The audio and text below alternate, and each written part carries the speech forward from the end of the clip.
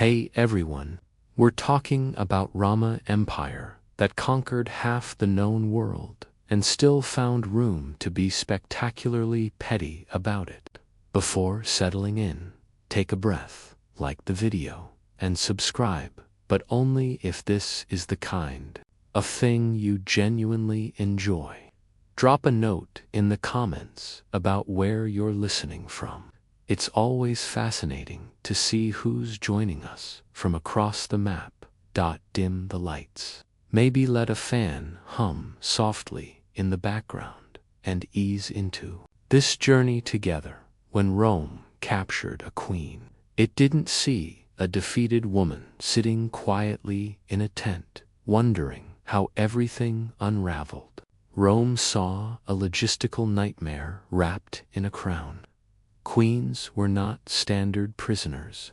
They couldn't be processed, catalogued, and forgotten like a sack of captured spears. They were walking political problems with excellent posture and very bad timing. Rome loved order. Rome loved hierarchy. Rome loved rules. And a captured queen broke several of them just by existing. She had ruled. She had commanded armies. People had obeyed her willingly, which already made her suspicious. Worse still, she had done all of this without Roman permission, paperwork, or supervision. Frankly, the audacity to Rome, a queen, wasn't dangerous because she could fight. She was dangerous because people believed in her. Soldiers obey orders. Followers believe. Belief is far harder to kill, and Rome preferred not to leave unfinished business lying around. This is why Rome didn't treat queens like ordinary captives. A regular prisoner could be sold, enslaved, or executed without much thought. A queen required meetings, discussions. Someone inevitably said, "We can't just kill her. People are watching." Rome was many things, but subtle without an audience was not one of them. Rome also had a talent for turning personal tragedy into public education. A captured queen was a gift not to her, obviously, but to the empire's messaging department. She could be displayed, paraded, whispered about, and pointed at. Rome could say, without speaking a word, "This is what happens when you try ruling on your own." And Rome loved a good visual. A queen stripped of power but kept alive was far more effective than a corpse. A dead queen could become a martyr. A living, humiliated queen became a warning label with legs. There was also the issue of ego. Rome did not like being challenged. It especially disliked being challenged by someone who wore a crown and didn't answer to a Roman man with a clipboard.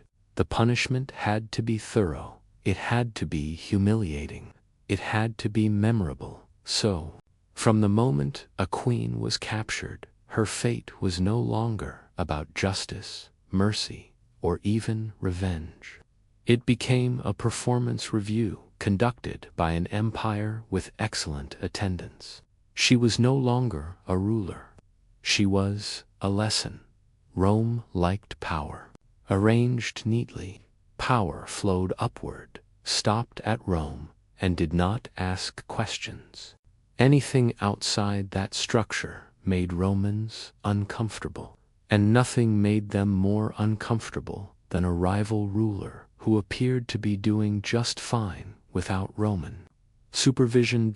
Kings were annoying, but familiar. Rome had been dealing with kings for centuries. They were predictable. They argued, negotiated, paid tribute, and eventually lost wars in an orderly fashion.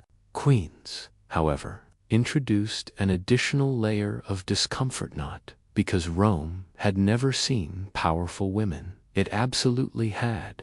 But because a queen ruling independently broke several unspoken rules at once. A ruling queen suggested that authority did not require Roman approval. Roman bloodlines or Roman institutions. Even worse, it suggested that loyalty could exist outside Rome's carefully managed ecosystem. From a Roman perspective, this was not rebellion. This was ideological contamination. Rome did not officially say, "We dislike female rulers." Rome was far too sophisticated for that. Instead, Roman writers quietly framed queens as unnatural, excessive, emotional, or dangerously charismatic, anything that suggested their rule was an anomaly rather than a legitimate system. This was less about gender and more about control. Rome disliked anyone who made ruling look achievable without them. And let's be honest, Rome also hated competition. A queen who successfully governed, inspired loyalty, and resisted Rome made the empire look temporarily fallible. Rome did not do fallible. Rome did inevitability. So when such a queen was captured, Rome saw an opportunity, not simply to punish, but to correct the narrative. Her capture allowed Rome to say, "See, this arrangement was always unstable." Her humiliation reinforced the idea that sovereignty outside Rome was not just doomed, it was embarrassing. This is why Roman punishments for queens were so carefully designed. They were not impulsive acts of cruelty. They were lectures delivered in chains. Rome wanted other rulers, male or female, to observe the outcome and internalize the lesson without requiring further explanation. And, of course, Rome never admitted fear, but fear was there. Fear that authority might exist independently. Fear that loyalty could survive conquest. Fear that someone, somewhere, might watch a queen resist Rome and think, maybe we could do that. Rome did not punish captured queens because they had lost. Rome punished them because they had once ruled on for a moment, ruled well for a Roman enemy queen. Capture was not the end of the story. It was the paperwork phase. The war might be over. The city burned, the army scattered, but Rome was only just getting started. Rome never rushed consequences. It preferred to savor them the moment a queen was taken alive. Her fate stopped being about battlefield realities and became a matter of scheduling. She was no longer a combatant. She was an asset. Rome, like any competent empire, did not waste assets. Captured queens were transported carefully, not gently, just carefully enough to ensure they arrived intact. You cannot stage a public lesson if the lesson expires. On the road, guards were instructed to keep her alive, visible, and unmistakably defeated. This was not mercy. This was preparation. Rome also understood that uncertainty itself was a weapon. Silence might stretch between capture and public punishment. During that quiet, rumors spread. Did she survive? Was she executed? Was she being paraded through Roman streets? Doubt did the work of fear long before chains ever clinked. Meanwhile, Roman officials debated what role she would play. Would she be marched in a triumph, kept alive as leverage, quietly erased later? Rome loved options. A captured queen gave the empire flexibility, and Rome valued flexibility almost as much as it valued making examples for the queen herself. This waiting period was its own punishment. No information, no timeline, no control. She had ruled armies and peoples, and now her future depended on men who discussed her fate between wine cups and administrative complaints. It was power stripped down to its absence. Rome had learned through experience that immediate executions created martyrs. Martyrs inspired songs, stories, and inconvenient rebellions. Rome preferred something colder. A living queen held in limbo sent a stronger message. Resistance does not end quickly, and it does not end cleanly. This period also allowed Rome to dismantle her identity. Titles were ignored. Royal status was treated as irrelevant. She was referred to not as a ruler, but as the woman, the captive, or the barbarian. Language mattered. Rome was already rewriting her story before the public ever saw her. By the time the queen reappeared, whether in chains or in silence, she was no longer presented as a leader who had challenged Rome. She was presented as proof that challenging Rome was a terrible, long-term plan. Capture was not the conclusion. It was the setup to modern ears. A triumph sounds pleasant, something involving applause, smiles, and maybe a tasteful speech. Rome's triumph was none of those things. It was a victory parade designed by people who believed humiliation was a public service. A triumph was Rome's way of turning conquest into theater. Streets were cleared, temples opened, crowds gathered, and, at the center of it all, marched the spoils of war. Treasure, weapons, exotic animals, and most importantly, defeated enemies who were still alive. For a captured queen, the triumph was not an honor. It was the most carefully choreographed insult imaginable. She was paraded through Rome behind the victorious general, sometimes in chains, sometimes bound with symbolic restraints that ensured everyone noticed she was no longer in charge. The crowd did not need instructions. They understood their role immediately. This was the part where you stare, whisper, laugh, and remember that Rome wins. Rome loved visual storytelling. The queen's presence was meant to contrast sharply with the general riding high, wrapped in purple, pretending to be almost divine for the day. She walked, he rode; she followed, he led. The message was so clear it barely needed translation. Her appearance was deliberately foreign. Roman triumphs emphasized difference, strange clothing, unfamiliar jewelry, unusual hairstyles, all of it designed to reinforce the idea that she came from a lesser world that had been neatly folded into Roman dominance. Rome did not just conquer territories. It conquered narratives. The crowd mattered. Rome could have punished her privately. It chose not to. A punishment unseen was a wasted opportunity. Tens of thousands watching ensured that the humiliation would echo far beyond the city. Stories would spread. Travelers would repeat them. Future rebels would picture her before ever lifting a sword. And Rome enjoyed the delay. The triumph often happened long after the war ended. By then, the queen had been waiting, aware of what was coming, but powerless to stop it. Anticipation sharpened the cruelty. Rome did not shout during triumphs. It did not need to. Silence, chains, and contrast did all the war.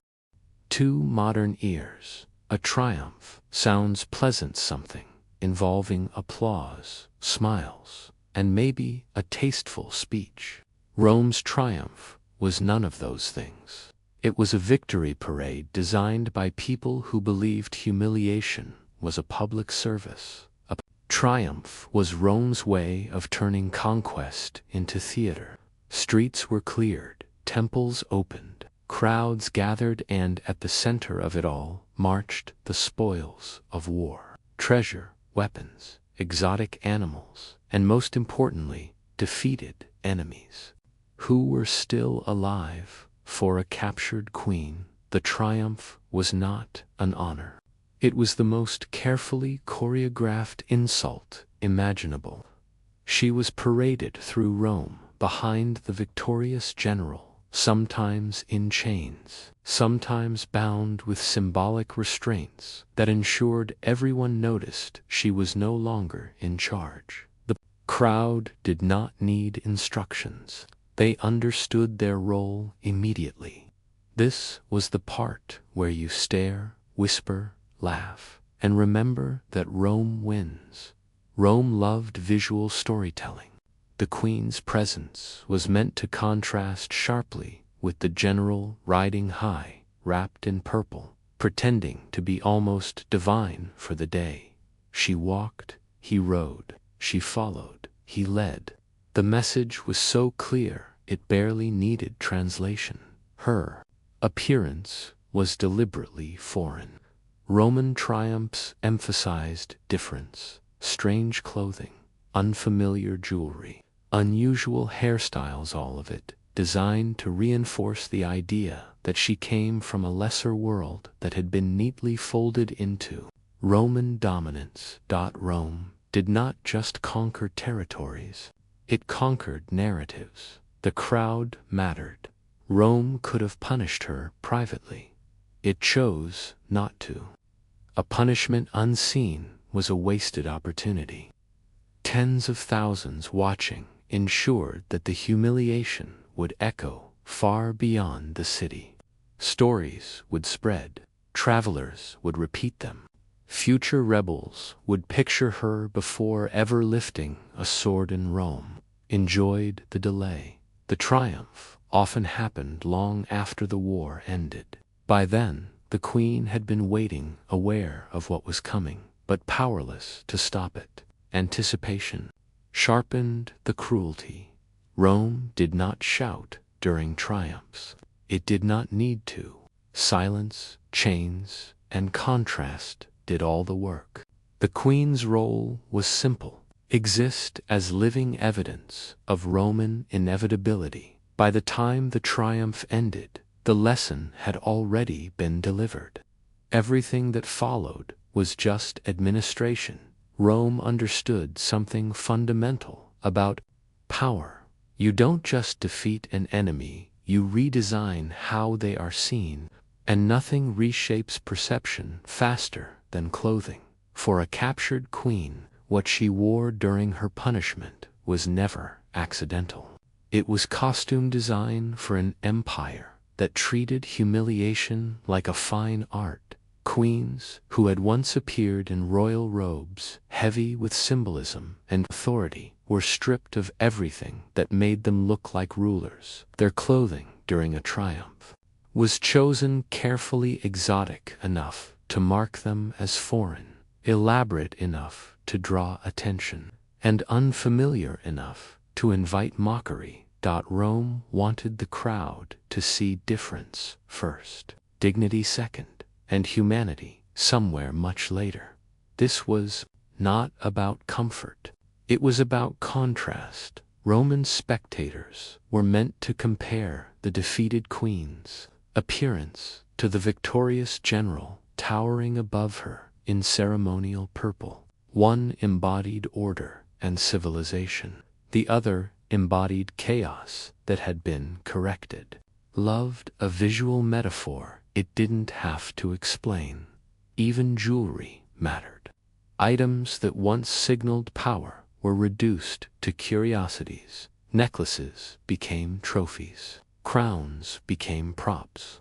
Sometimes queens were allowed to wear symbols of their former status, not out of respect, but because seeing authority emptied of power was more satisfying than seeing it removed entirely. Rome believed humiliation worked best when it reminded everyone what had been lost, and the crowd noticed everything. Whispers traveled fast, comments were made, comparisons followed. She ruled them, someone would say, looking her up and down. Rome relied on that reaction. The empire outsourced part of its punishment to public opinion. There was also a deeper message hidden in the fabric. By emphasizing foreignness, Rome reinforced the idea that this queen had never truly belonged in the world of power. Her rule was framed as a strange anomaly rather than a legitimate system. Rome didn't say she was unfit to rule. It let her clothing suggest it. For the queen herself, the effect was devastating. Clothing is identity. To be forced into garments that redefined you in front of thousands was to have your past rewritten in real time. She was no longer seen as a ruler who lost a war. She was seen as a spectacle who never should have ruled at all. Rome didn't need words. The fabric did the talking. If Rome wanted to make a point absolutely unmistakable, it added children not as an accident, not as collateral damage, but as a feature. When captured queens were paraded in triumphs, they were sometimes forced to appear alongside their children. This was not done out of cruelty alone, although cruelty was very much present, but out of calculation. Rome understood that nothing communicates total victory like demonstrating control over the future. A queen without heirs could still inspire rebellion. A queen whose children stood beside her in chains, that was finality with a bow on top. 2 Roman spectators. The message was devastatingly clear. Not only had Rome defeated the ruler, it had neutralized the bloodline. No avengers waiting in the wings. No rightful heirs growing up beyond Rome's reach. The story ended here in the street, in front of everyone. Rome liked clean endings. The presence of children also softened the queen's image in a very specific way, not toward sympathy, but toward inevitability. A woman dragging her children through humiliation was no longer seen as a defiant leader. She was framed as a tragic figure whose resistance had failed not only herself, but those who depended on her. Rome loved that framing. It transferred blame away from the empire and placed it squarely on the defeated ruler. And yes, it was deliberate. Roman audiences were not encouraged to think how cruel. They were encouraged to think, this is what happens when you resist. For the queen, this was perhaps the sharpest edge of punishment. Authority stripped away is one thing.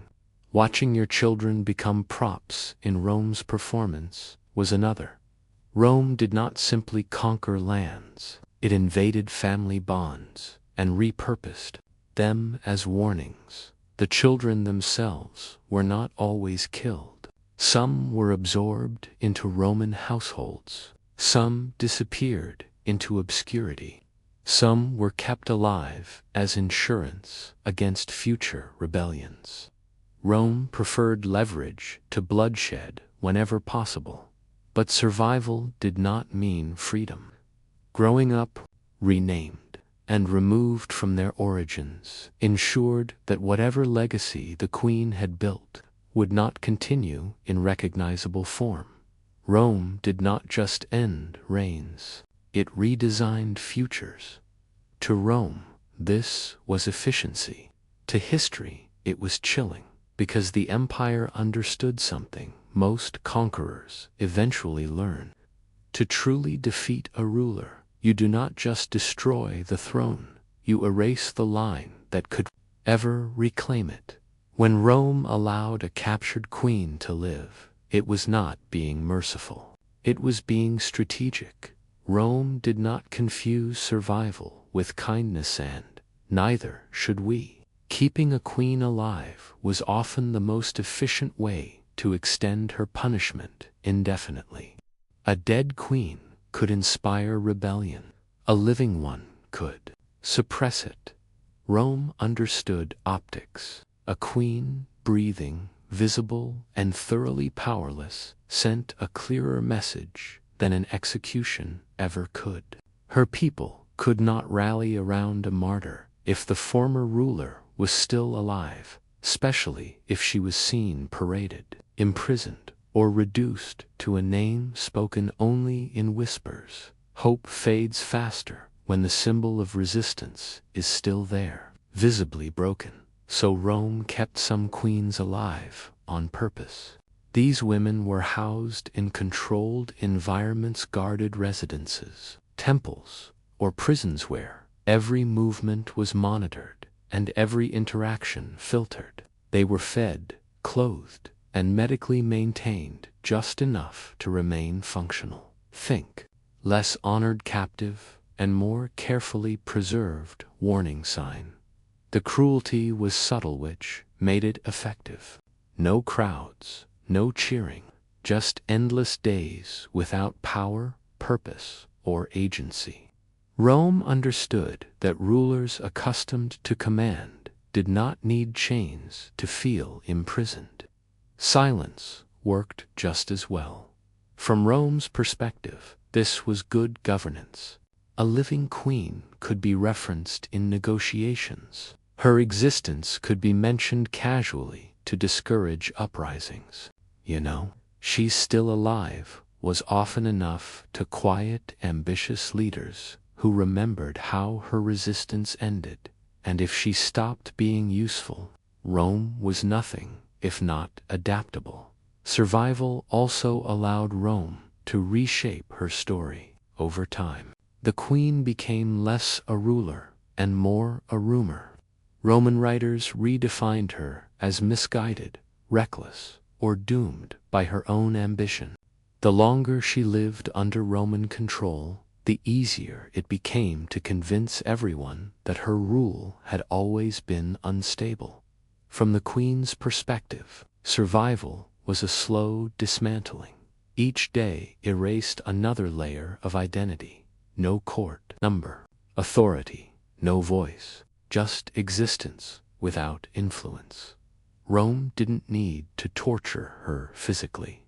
It let time do the work. Because, for an empire obsessed with control, the most satisfying punishment wasn't death, it was watching power fade.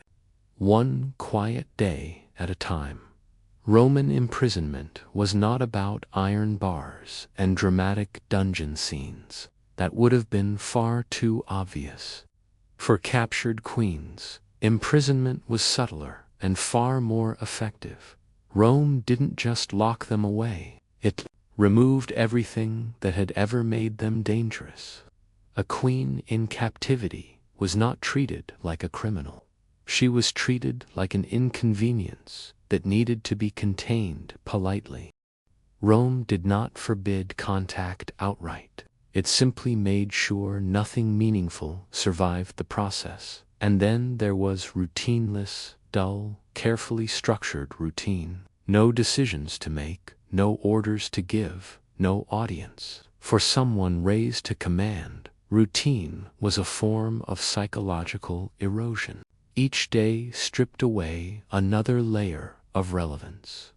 Rome also understood the power of uncertainty. Queens were rarely told how long they would be held. Days blurred, months followed. The future existed only as a vague administrative possibility, somewhere far away, by men who never intended to include her. Occasionally, a Roman official would visit, not to negotiate, not to threaten, just to observe, to remind her that Rome still remembered she existed, and that Rome alone decided when she stopped existing.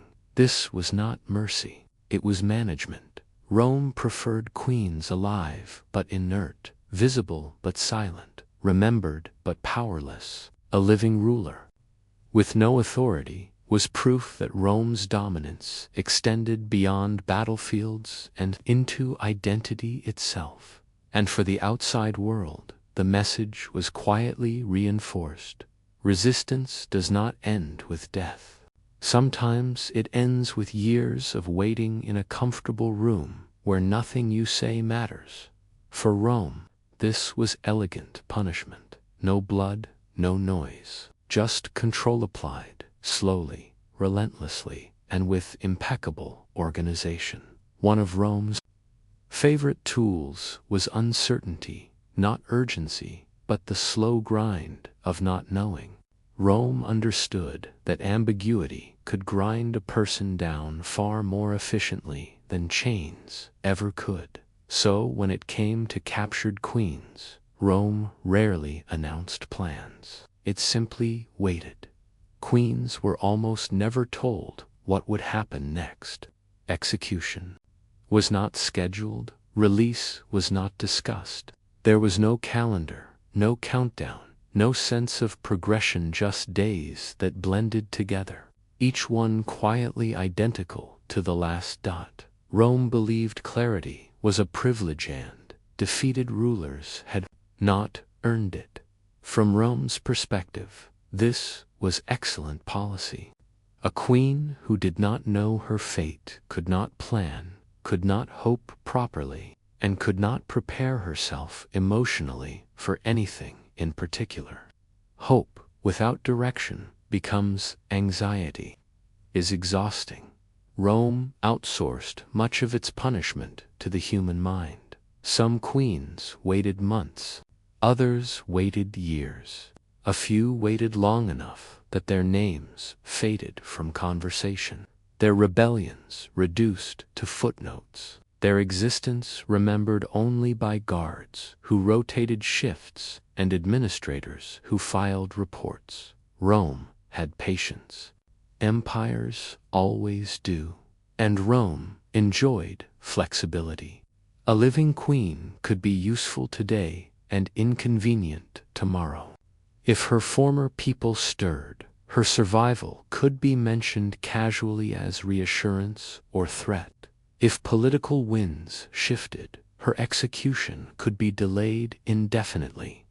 Rome liked options. Certainty limited options. The uncertainty also worked outward. Other rulers heard rumors. She is still alive. No, she has been killed.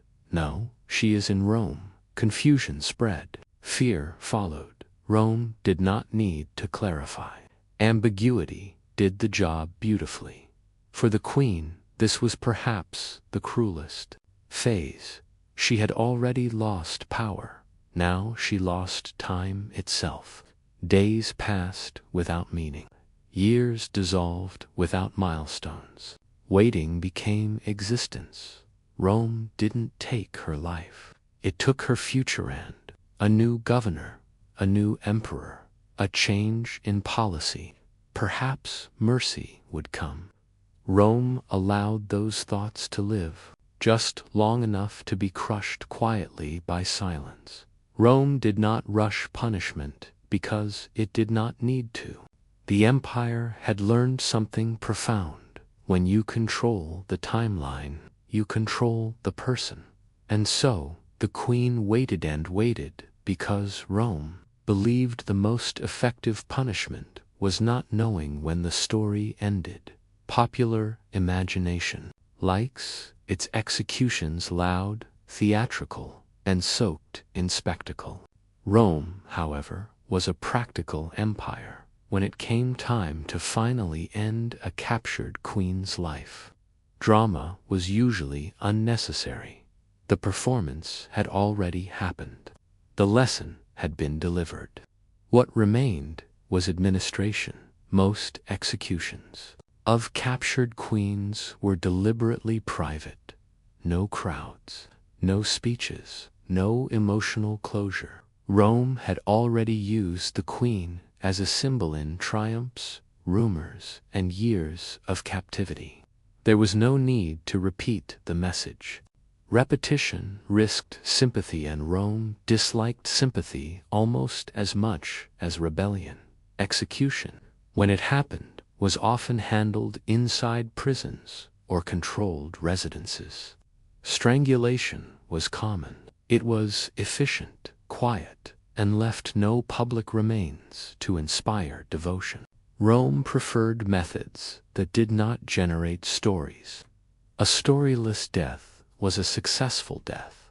Timing mattered. Executions rarely took place immediately after capture. They were delayed until Rome had extracted every possible political benefit. The queen lived only as long as she was useful. Once she became irrelevant, the empire moved on with administrative calm. From Rome's point of view, this was restraint. The empire liked to imagine itself civilized, rational, and above emotional violence. Killing a queen loudly would have suggested anger. Rome preferred the appearance of inevitability. This is simply how things conclude. The silence seemed to say, for the queen, the end came without ceremony. No final speech, no chance to reclaim dignity, no dramatic resistance, just the quiet realization that the waiting had ended, and Rome had decided she was no longer necessary, and for the world outside, the absence of drama mattered. There was no public execution to mark the moment, no clear ending, just silence, rumors, and eventual forgetting. Rome understood that forgetting was often more effective than fear. Execution was not Rome's grand finale. It was paperwork completed by the time the queen was gone. Her story had already been rewritten, her authority dismantled, and her memory softened into something manageable. The empire did not need her alive or dead. It only needed her irrelevant, and when that condition was met, Rome closed the file. Rome liked to separate spectacle from consequence. The applause came first. The silence came later. By the time a captured queen was executed, the crowd had long gone home. The triumphal decorations had been taken down, and Rome had already moved on to its next victory. This timing was not accidental. It was policy. Public punishment was for education. Death was for closure. Rome understood that crowds were unpredictable. Public executions could stir sympathy, outrage, or inconvenient emotional attachment. A queen, killed in front of an audience, risked becoming something Rome hated deeply, a martyr. Martyrs inspire stories. Stories inspire resistance. Rome preferred endings that produced paperwork, not legends. So the execution often happened after the city had finished celebrating, when the cheering stopped, when the general returned to private life, when the spectacle faded from memory. That was when Rome acted quietly, efficiently, without witnesses who might care to the Roman public. The queen simply vanished. One day, she was a name whispered during the triumph. The next, she was no longer mentioned. Silence replaced outrage. Silence replaced curiosity. Rome trusted silence to do what violence could not. This delay also allowed Rome to control emotional distance. By the time death came, the queen had already been reduced to an abstract ideon, longer a living figure. Walking the streets in chains, she became a rumor, a footnote, a former problem that had been handled. Executing her at that point felt less like cruelty and more like closing a chapter everyone had already stopped reading. Rome also benefited.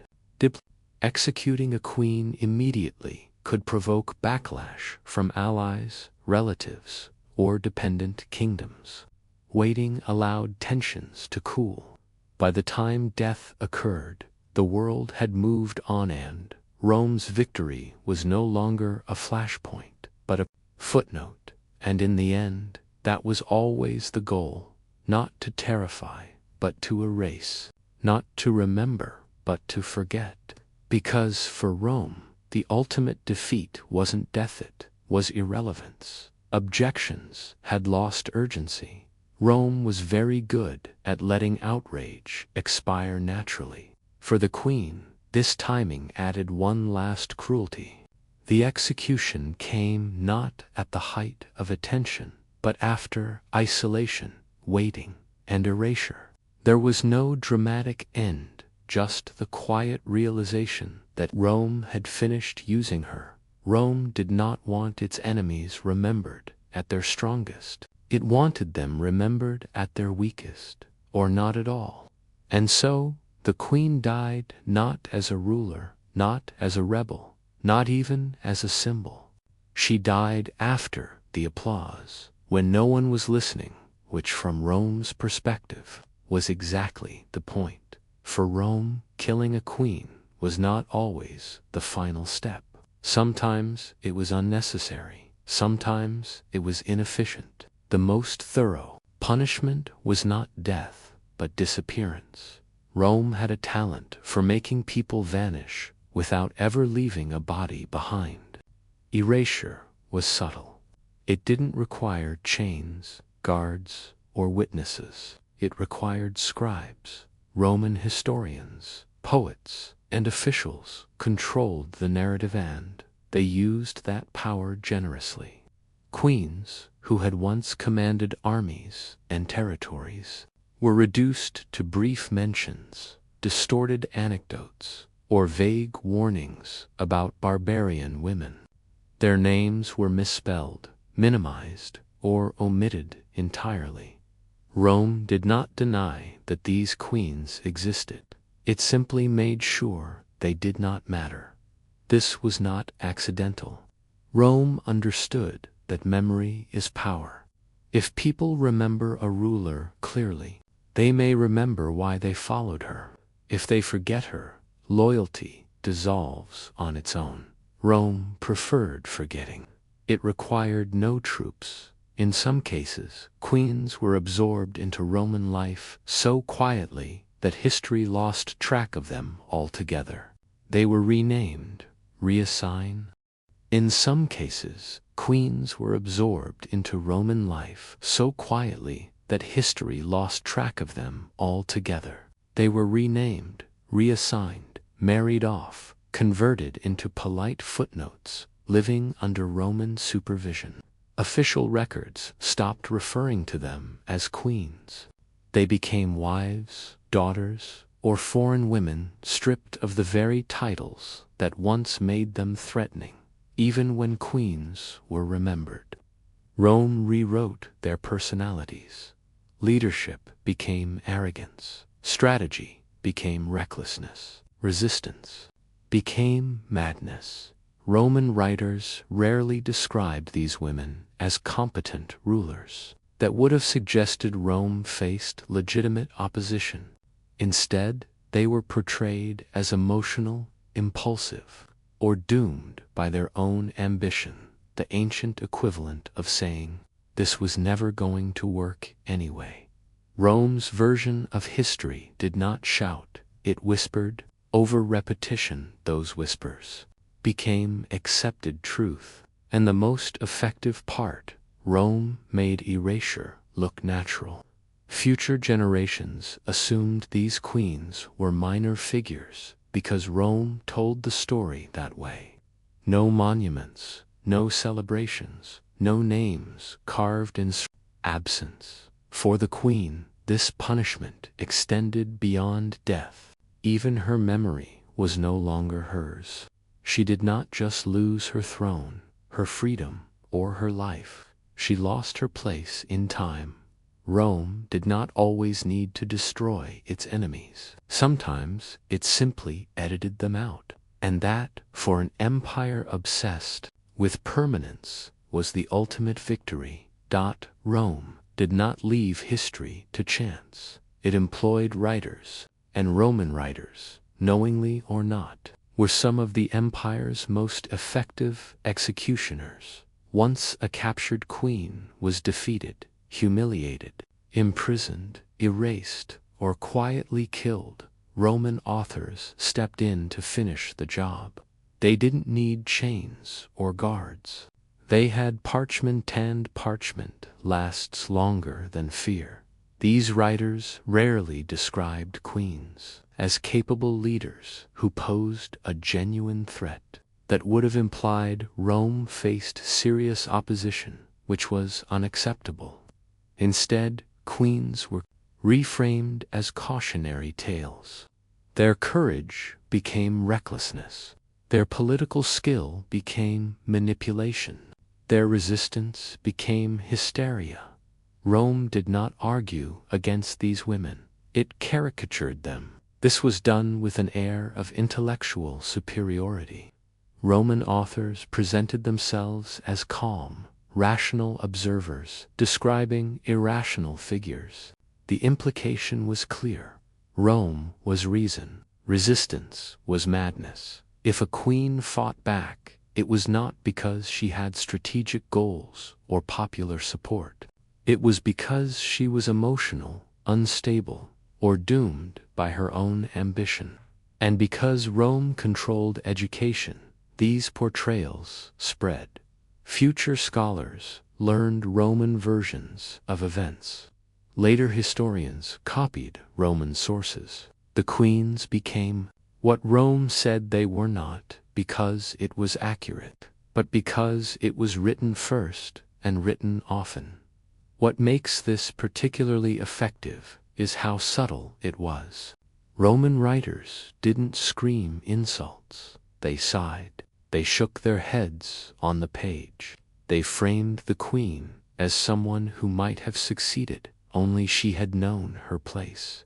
Condescension replaced cruelty, and that made the damage feel reasonable.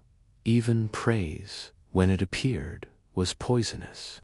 The queen might be described as brave, but only to emphasize how tragic her inevitable failure was. Clever, but fatally misguided.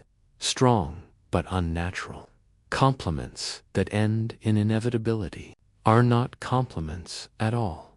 By the time centuries passed, the queen was no longer remembered as a ruler who challenged Rome. She was remembered as a mistake that proved Rome's worldview correct. Rome understood something vital. Killing a ruler ends resistance in the present. Writing about them incorrectly prevents resistance in the future. So while soldiers, officials, and captors decided a queen's fate, it was the historians who ensured those queens never truly recovered. They did not just lose their kingdoms, they lost their reputations. And in Rome's empire, that loss was permanent. Rome never punished captured queens for their own sake. That would have been inefficient. Rome punished them for the benefit of everyone else. Every chain, every parade, every carefully managed disappearance was aimed outward, not inward. The queen was merely the delivery system. Empires survive on reputation. Rome knew this. Its armies were strong, yes, but its greatest weapon was expectation. Kingdoms surrendered not just because Rome might win, but because Rome was expected to win. Captured queens helped maintain that expectation. When a foreign ruler watched a Roman triumph, they were not supposed to feel curiosity. They were supposed to feel calculation. If I resist, this is how it ends. Not quickly, not cleanly, but slowly, publicly, and with paperwork. Rome understood that fear works best when it looks organized. Random brutality creates chaos. Systematic punishment creates obedience. The fate of captured queens was not improvised cruelty. It was policy, dressed up as inevitability. The message was especially pointed toward other rulers with influence. Rome wanted them to see that status offered no protection. Royal blood did not grant mercy. Titles did not negotiate better outcomes. In fact, they made punishment worse.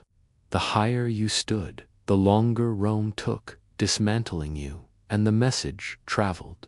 Merchants carried stories. Diplomats whispered details. Roman writers embroidered the narrative just enough to make resistance sound foolish.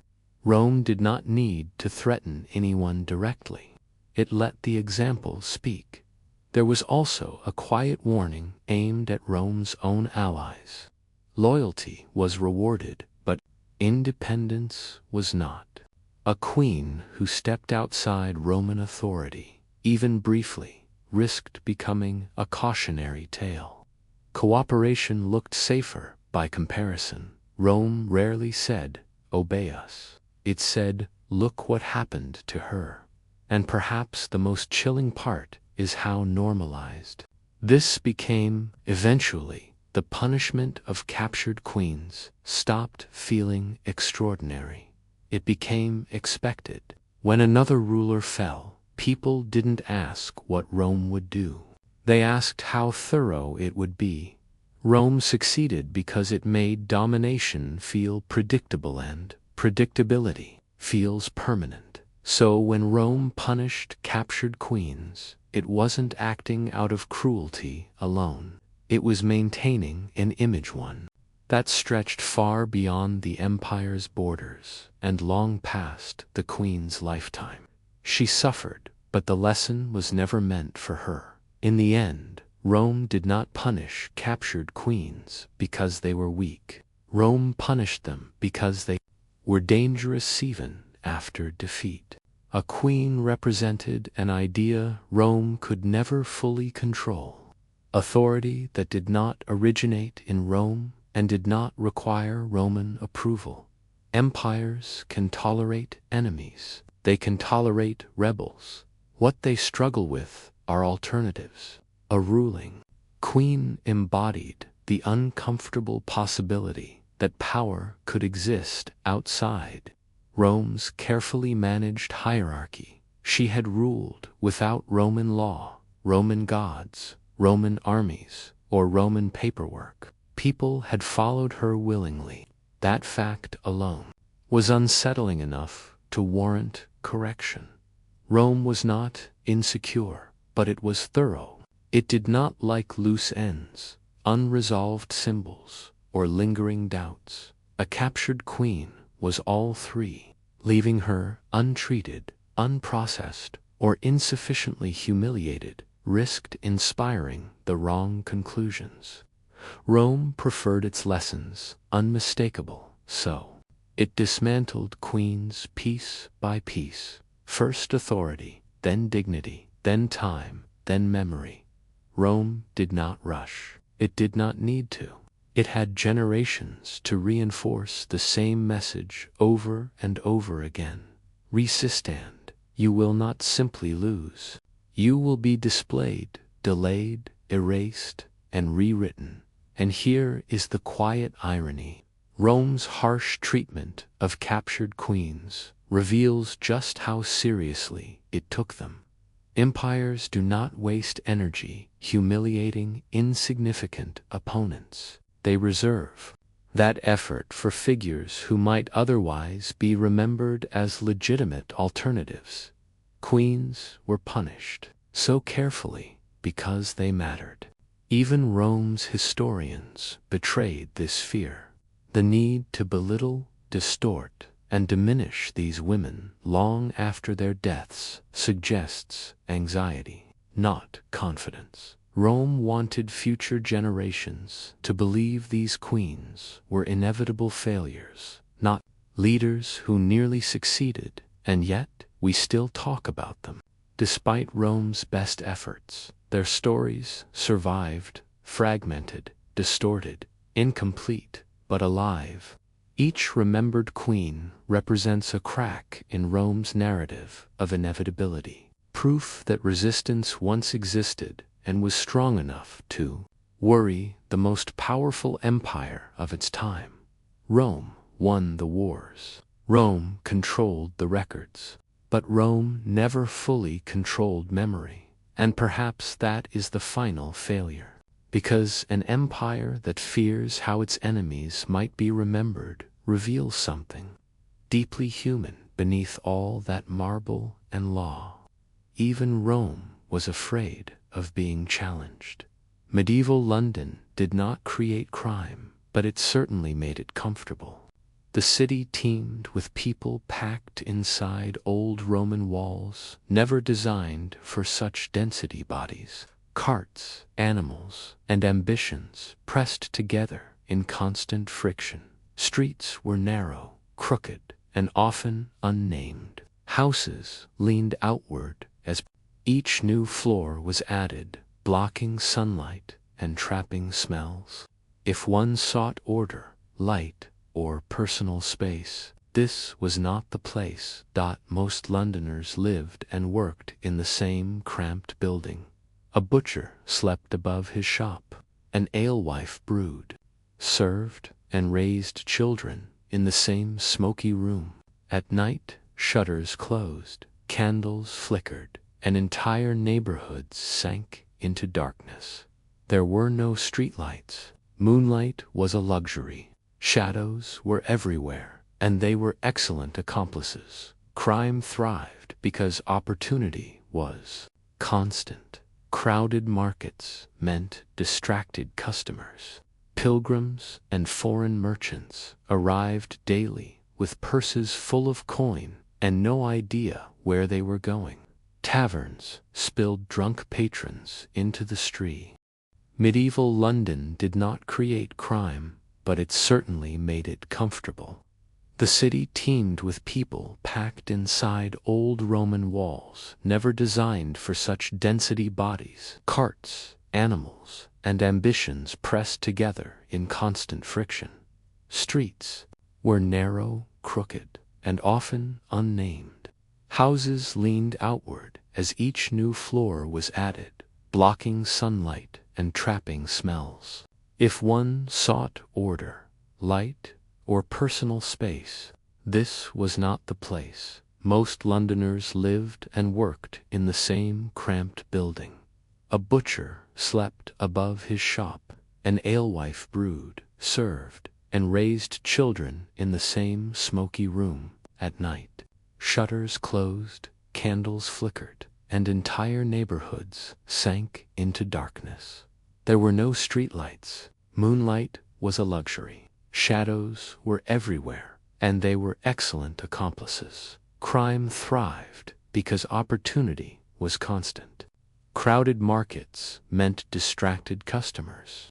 Pilgrims and foreign merchants arrived daily with purses full of coin and no idea where they were going. Taverns spilled drunk patrons into the streets. Apprentices slept 10 to a room. Servants carried goods through alleys barely wide enough for 2 shoulders. If someone wanted to steal, they did not need skill and patience. London's layout did not help law enforcement. The city was divided into wards, each responsible for its own policing. That policing consisted mostly of unpaid local men doing night watch duty with staves and lanterns, assuming they stayed awake. They were neighbors, not professionals, and they knew exactly who lived where, which made enforcing the law awkward. Arresting a stranger was easy. Arresting your cousin was another matter entirely. Then there was the river. The Thames was London's highway, dumping ground, and escape route, all in one. Stolen goods vanished onto boats. Bodies occasionally did too. Docks drew sailors, laborers, prostitutes, thieves, and gamblers in equal measure. Where money moved, crime followed. London was also a magnet. If someone was poor, desperate, or running from something, the city promised work, anonymity, and chaos. For many, it delivered only hunger and temptation. Theft was not always a career choice. Often, it was a short-term survival strategy that went very wrong.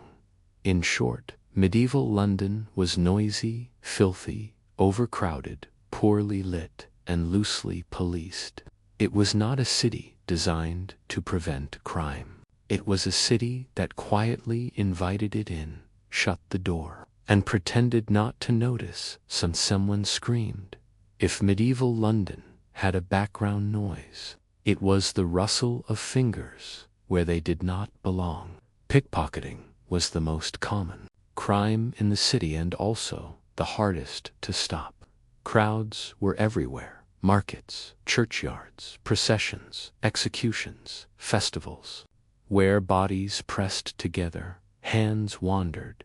The typical target was not a wealthy noble. It was the ordinary person who carried their entire fortune on their belt. Coins were kept in purses tied with cords, worn openly for convenience and necessity. There were no banks for daily wages. If someone earned money, they carried it. And if they carried it, someone noticed. Cut purses specialized in removing those purses with small knives, slicing cords cleanly and quietly.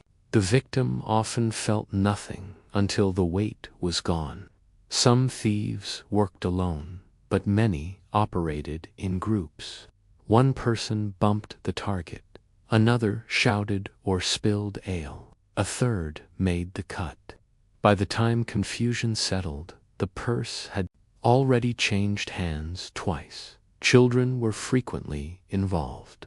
Orphans and runaways learned quickly that small hands raised less suspicion. They were trained to watch for distracted merchants, drunk sailors, or pilgrims staring at relics instead of their belongings. If caught, children might be beaten or branded, but many judges hesitated to hang them. This made them useful tools in a brutal system. Markets were prime hunting grounds. Buyers focused on haggling, sellers focused on profit, thieves focused on both. Church crowds were equally tempting.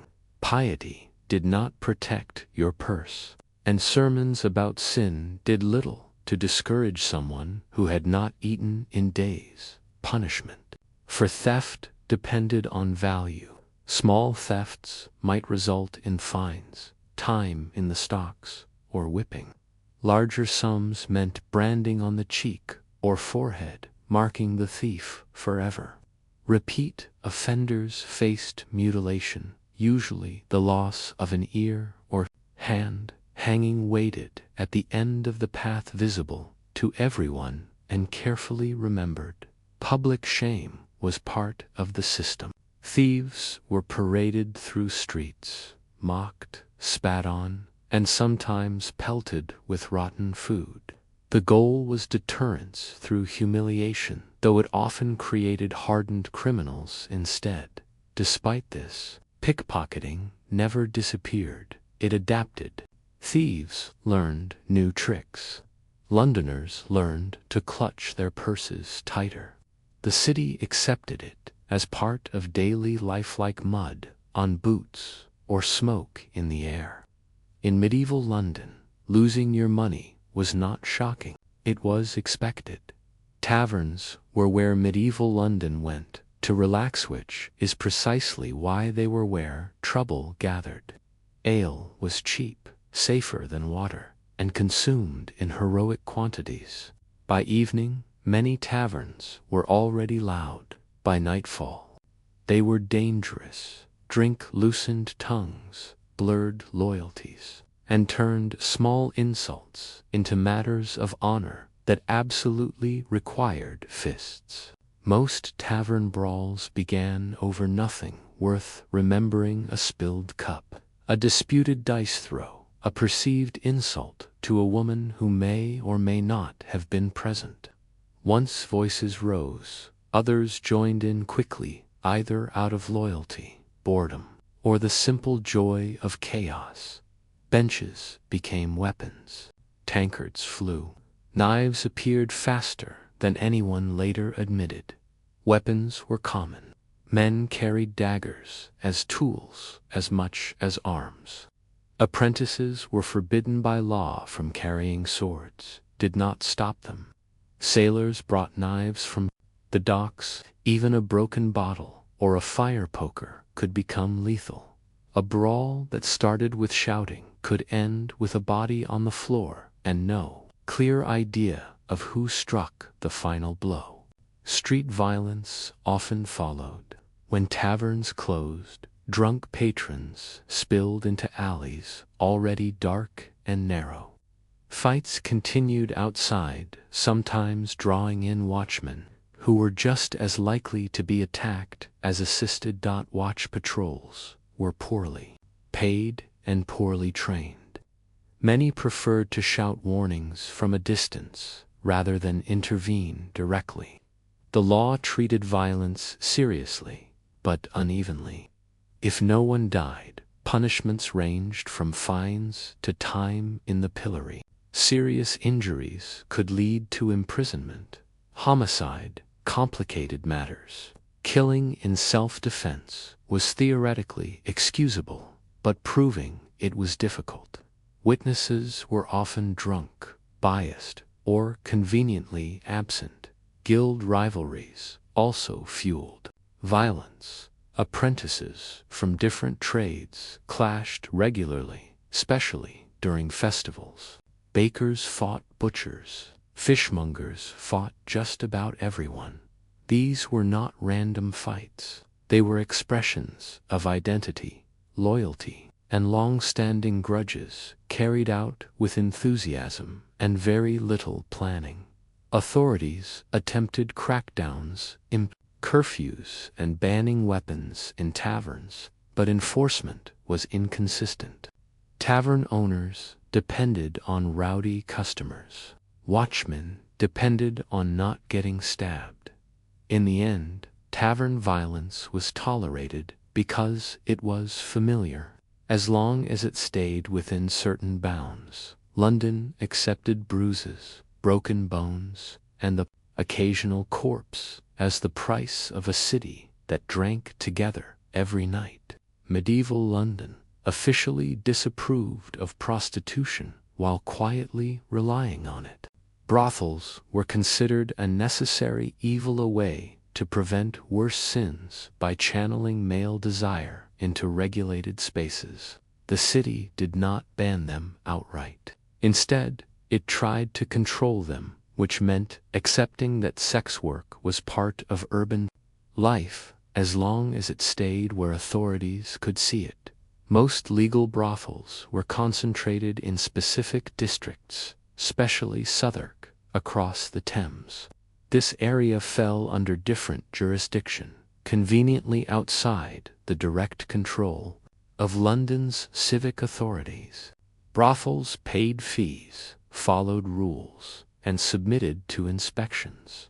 Prostitutes were required to wear identifying clothing so they could not be mistaken for honest women, a distinction that mattered deeply in court and on the street. Despite regulation, brothel raids were common. Officials periodically staged moral crackdowns, often during times of political unrest or religious pressure. These raids were less about ending prostitution and more about demonstrating authority. Women were arrested, fined, publicly shamed, or briefly imprisoned, then released back into the same system that had just punished them. Clients were rarely targeted. Men caught during raids were usually warned or ignored entirely unless they were clergy, married, or politically inconvenient. The burden of morality fell almost entirely on women, especially those without powerful protectors. Illegal brothels also thrived. Some operated out of taverns, bathhouses, or private homes. Others were little more than rooms rented by the night. These spaces lacked protection and were more vulnerable to violence, theft, and exploitation. Prostitutes in illegal establishments could be beaten, robbed, or arrested with little recourse. Sex-related crimes extended beyond prostitution. Adultery, fornication, and sodomy were all subject to punishment, though enforcement depended heavily on witnesses and reputation. Accusations could destroy lives even without proof. A woman's word carried less weight than a man's, and a poor woman's word barely registered at all. Punishments ranged from fines and public penance to imprisonment. In severe or repeated cases, banishment from the city was possible. Public shame was again the preferred weapon. Offenders were paraded, named and marked as moral failures, their reputations permanently damaged. Brothel raids gave the appearance of moral order. Brothel raids gave the appearance of moral order while changing very little. The city needed sex workers. Sailors needed distraction. Officials needed revenue. Crime in this case was not something medieval London wanted to eliminate. It simply wanted to manage it quietly, preferably without admitting how dependent it truly was. Theft in medieval London was not just a crime, it was a public spectacle waiting to happen. The city believed deeply in visible punishment. Justice was meant to be seen, remembered, and feared. If someone stole, the goal was not rehabilitation. It was warning. Petty thefts such as stealing bread, tools, or clothing was common, especially during hardship. Courts understood desperation but rarely excused it. A first-time offender might face a fine or whipping if they could not pay with. Most could not. The punishment became physical. Pain replaced money as currency. Branding was especially feared. A hot iron pressed into the cheek, forehead, or hand marked a thief forever. The mark announced their crime to employers, neighbors, and strangers alike. Once branded, finding honest work became nearly impossible, which quietly encouraged repeat offending. The system created the criminals it claimed to deter. More serious thefts led to mutilation. Ears were cut off, hands were severed. These punishments were legal, ritualized, and performed publicly. The crowd watched not only for entertainment, but for instruction. Children were brought along to learn consequences early. Execution waited at the far end of the scale. Hanging was the usual method, carried out at sites like Tyburn. Theft above a certain value or repeated offenses could send a person to the gallows. The threshold for a capital theft was low. A coat, a purse, or a few coins could be enough. Fear shaped daily behavior. Londoners locked chests, hid valuables, and traveled in groups. Shops installed shutters and bars. People memorized faces, especially those of known criminals. Rumors spread quickly, often exaggerating danger, turning strangers into threats. Yet, public punishment also bred sympathy. Crowds sometimes prayed for the condemned. Occasionally, they intervened, cutting down a hanging body early in hopes of survival. Executions were terrifying, but they were also communal events, blending justice, religion, and uneasy compassion. Authorities believed harsh punishment preserved order. In reality, it created a city tense with anxiety. Theft did not vanish. It adapted. Criminals became faster, quieter, more selective. Ordinary people learned to live alert, suspicious, and prepared to lose everything in a single careless moment. In medieval London, fear was not a side effect of crime. It was part of the system, carefully cultivated, publicly displayed, and deeply felt by everyone who walked the streets with something worth stealing. When darkness fell in medieval London, the city did not sleep so much as surrender. Without streetlights, only candles and hearth fires provided scattered points of glow. Most households extinguished them early to save money. The result was a city where shadows ruled and crimes multiplied. Night was when theft turned bold. Burglars targeted homes and shops, prying shutters, forcing doors, or slipping through unguarded windows. Even churches were not spared. Sacred spaces held valuable vessels, candles, and offerings, and thieves rarely worried about divine punishment when hunger or greed pressed harder. Sacrilege was illegal, but it was also profitable. The city relied on the night watch to maintain order. These watchmen were local men required to serve by obligation, not by desire. They were unpaid or poorly paid, poorly equipped, and often elderly or inexperienced.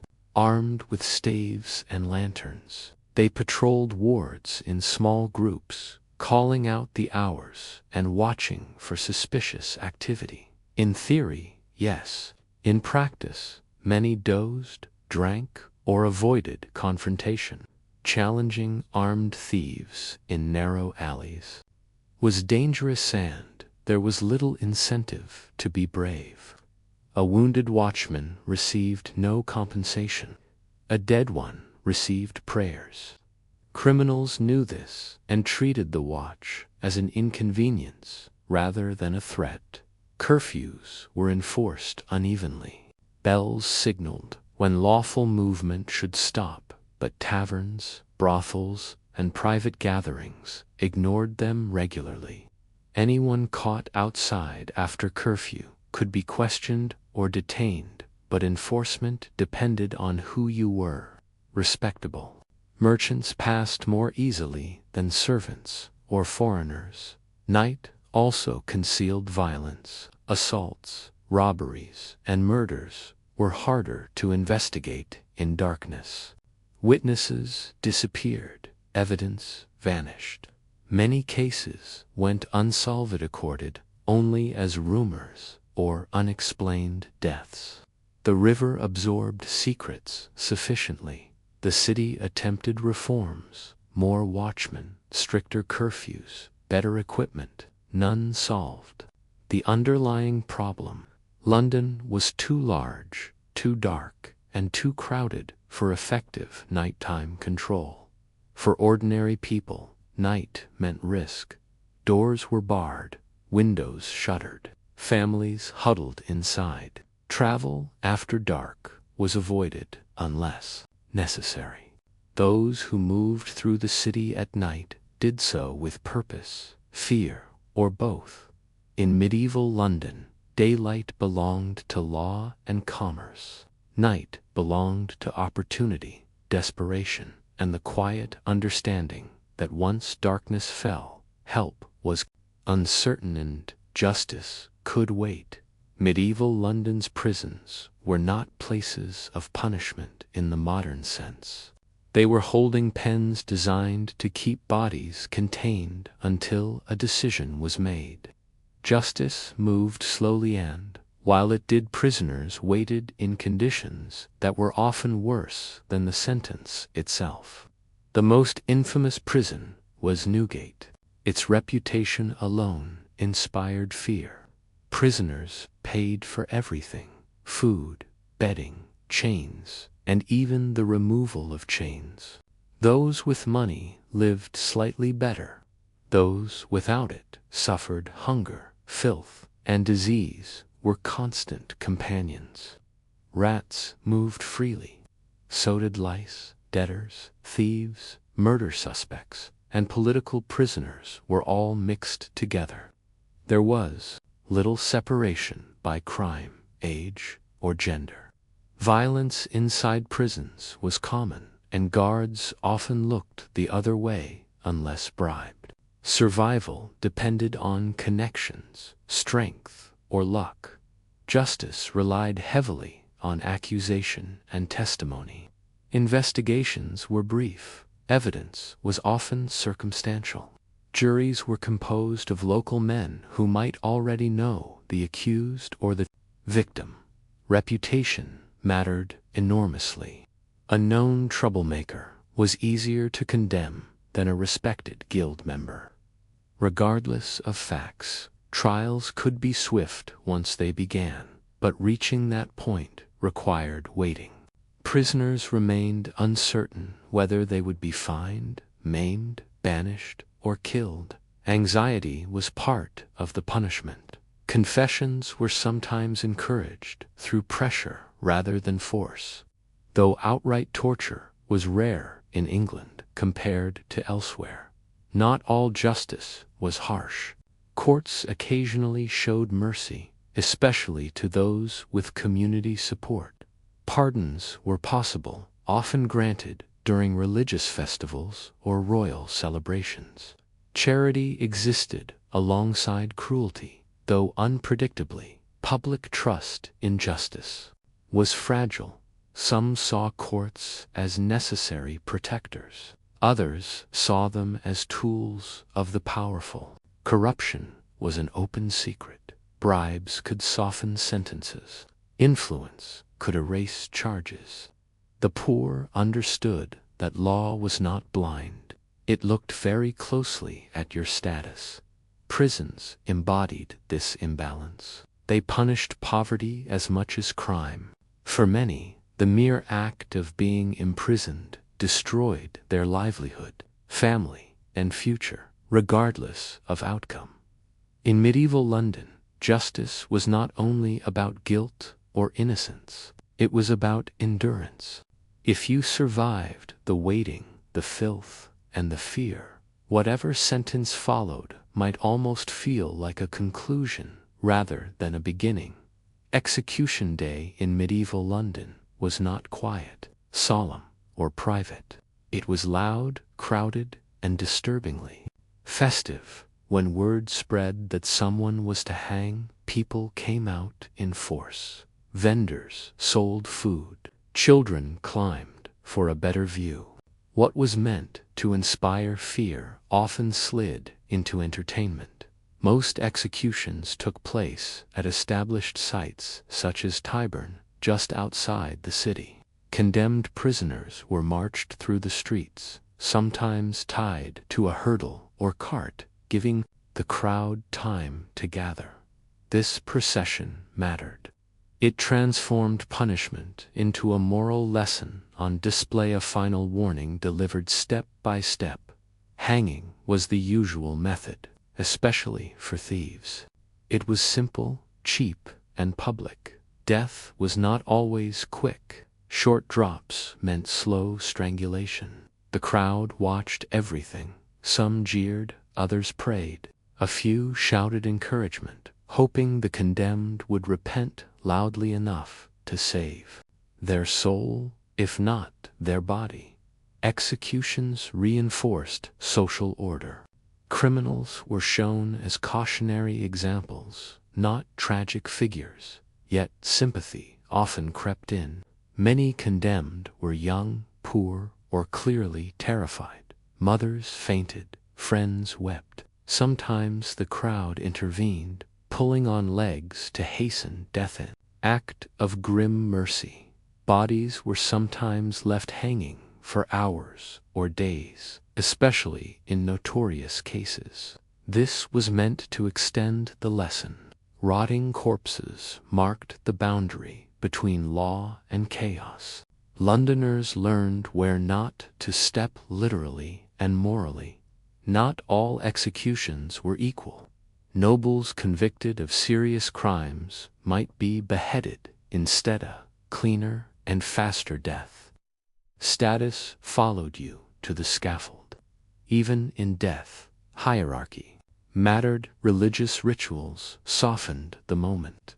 Priests offered prayers. Confessions were encouraged. A well-spoken final speech could earn respect or forgiveness. A defiant one could earn hatred. Last words mattered because they were remembered, repeated, and sometimes written down. Execution days revealed a contradiction at the heart of medieval justice.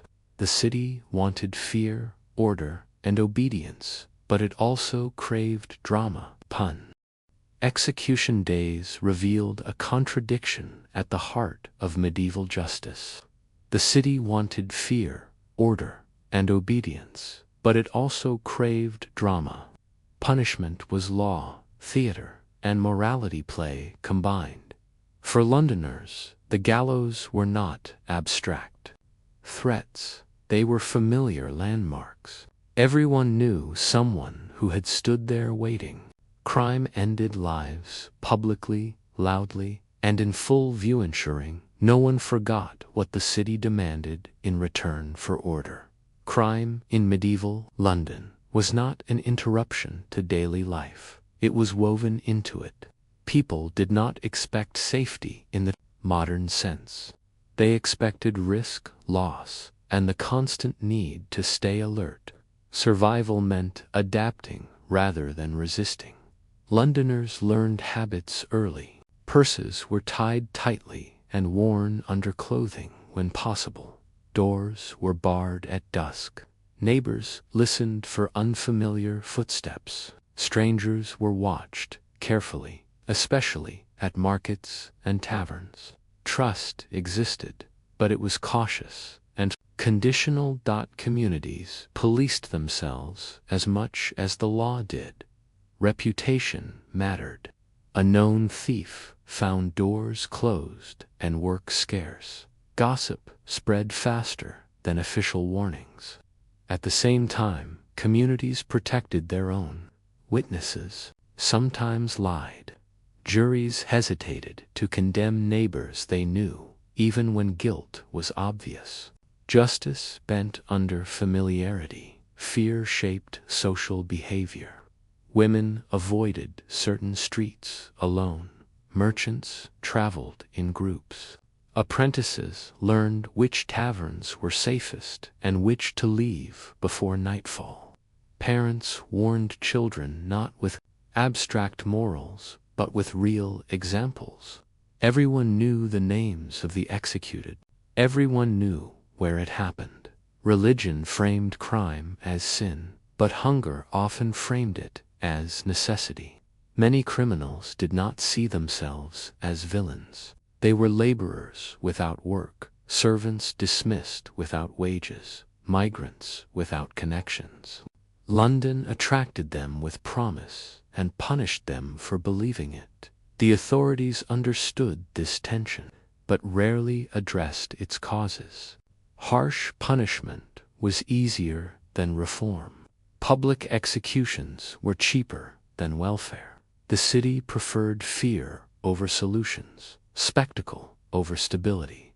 Despite everything, London endured. Trade continued.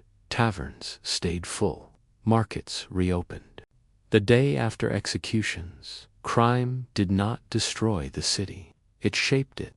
The constant negotiation between danger and order forged a population resilient, suspicious, and deeply practical. Medieval Londoners lived knowing the rules could protect them one day and destroy them the next. Law was visible. Violence was public. Survival depended on awareness more than innocence. In the end, crime in medieval London was not an anomaly. It was a consequence of density, poverty, opportunity, and human nature playing out in narrow streets. Beneath leaning houses watched by neighbors who knew exactly how fragile safety really was. Vercingetorix was born into power long before he ever imagined rebellion. His people, the Arverni, were not a minor Gallic tribe tucked away in forests and hills. They were one of the dominant powers of Central Gaul, wealthy, militarily respected, and deeply proud of their lineage. To be born into Arverni nobility meant growing up surrounded by authority, expectation, and constant reminders of who you were supposed to become. His family stood near the top of this hierarchy. His father, Celtulus, was no ordinary chieftain. He was influential enough to aspire to kingship, a dangerous ambition in a Gallic world that distrusted centralized power. Among the Arverni, leadership was shared, negotiated, and constantly contested. A man who reached too high risked being accused of tyranny by his own people. From an early age, Vercingetorix would have been immersed in a warrior aristocracy. Status was proven through courage, generosity, and loyalty, not paperwork or titles. Young boys of noble families were raised to fight, ride, hunt, and endure pain without complaint. Strength was admired, but restraint mattered too. A future leader needed discipline as much as ferocity. He grew up hearing names of ancestors spoken with reverence. Their deeds were recited during feasts where meat was carved publicly and honor was distributed along with food. These gatherings were not just celebrations, they were lessons. Every story reinforced the idea that nobility carried obligation. You defended your people, upheld tradition, and remembered slights. The Arvanni world was intensely political. Alliances shifted. Rival clans watched one another carefully. Even within noble families, loyalty could fracture under pressure. Vercingetorix would have learned early that power was fragile, and that admiration could turn to suspicion overnight.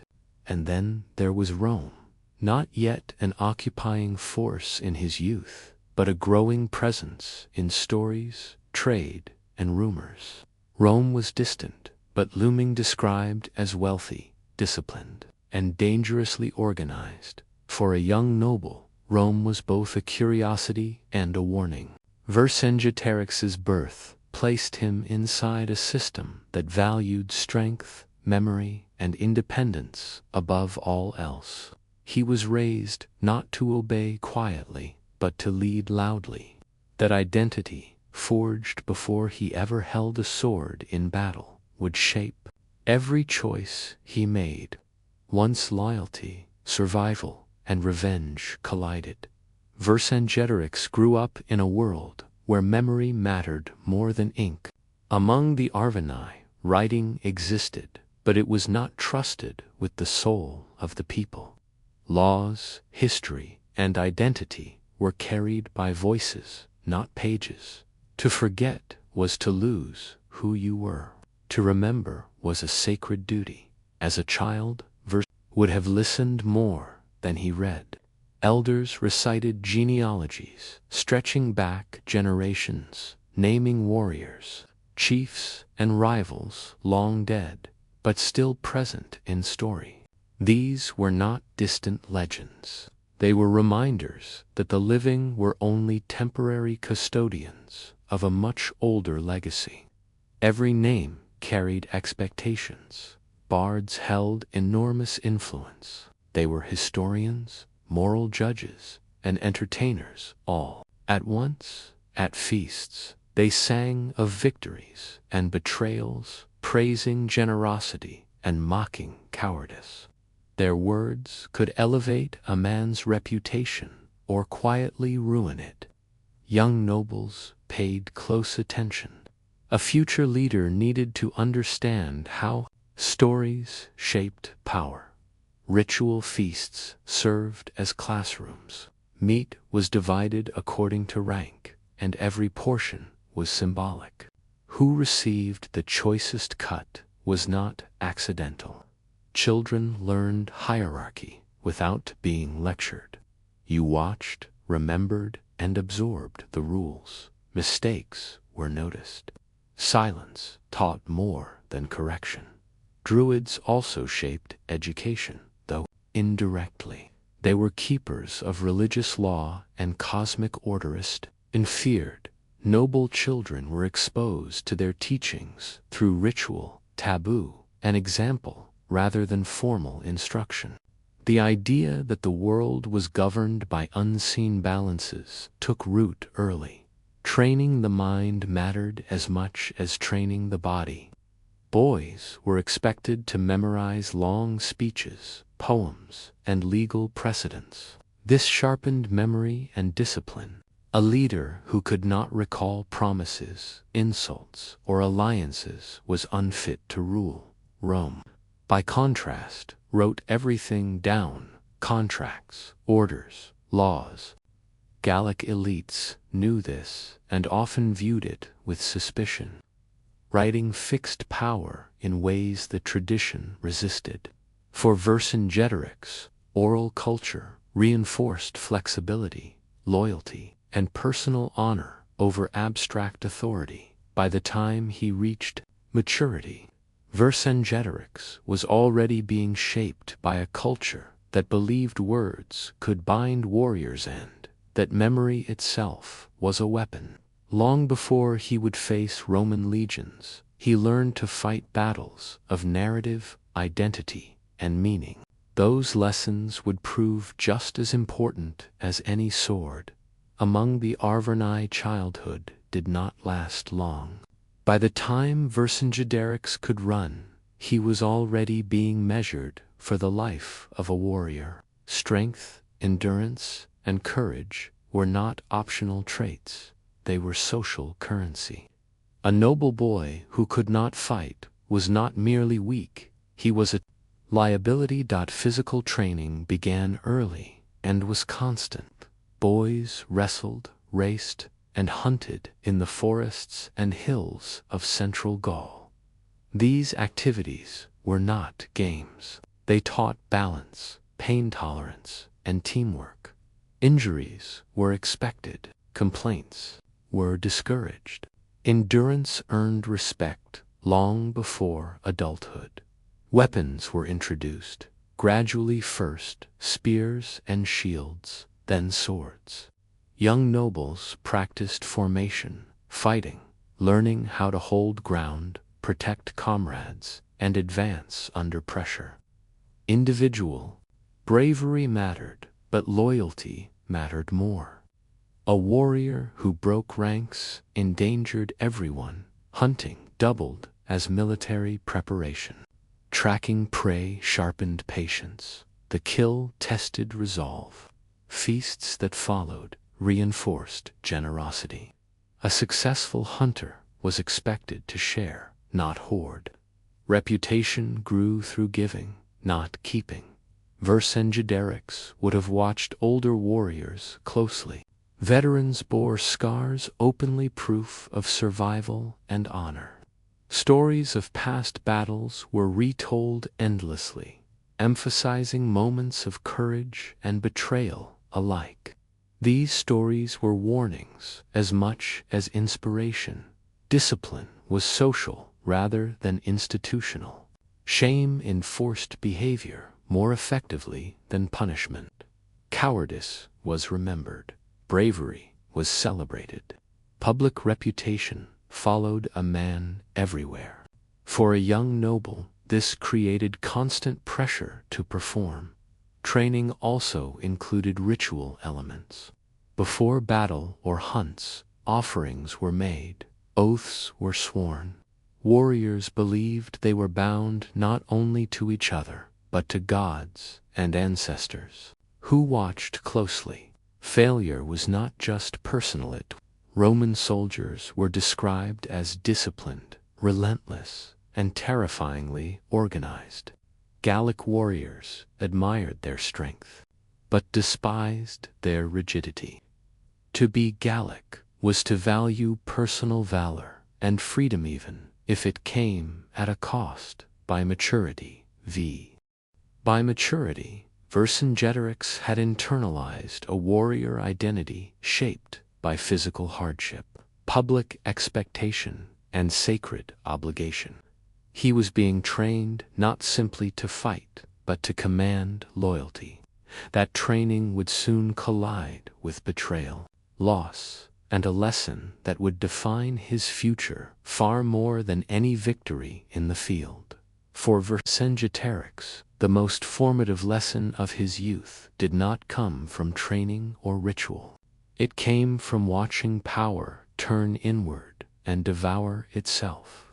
His father, Celtulus, was executed not by foreign enemies, but by fellow Gauls. That fact alone shaped everything that followed. Celtulus was a prominent Arverni noble, influential, enough to attempt what few dared, the restoration of kingship among his people. The Avernay had once ruled widely, but memories of domination bred suspicion. Gallic elites feared any man who gathered too much authority. Believing kingship invited tyranny and civil war. Whether Celtulus truly sought absolute power or merely greater unity is unclear. What mattered was perception.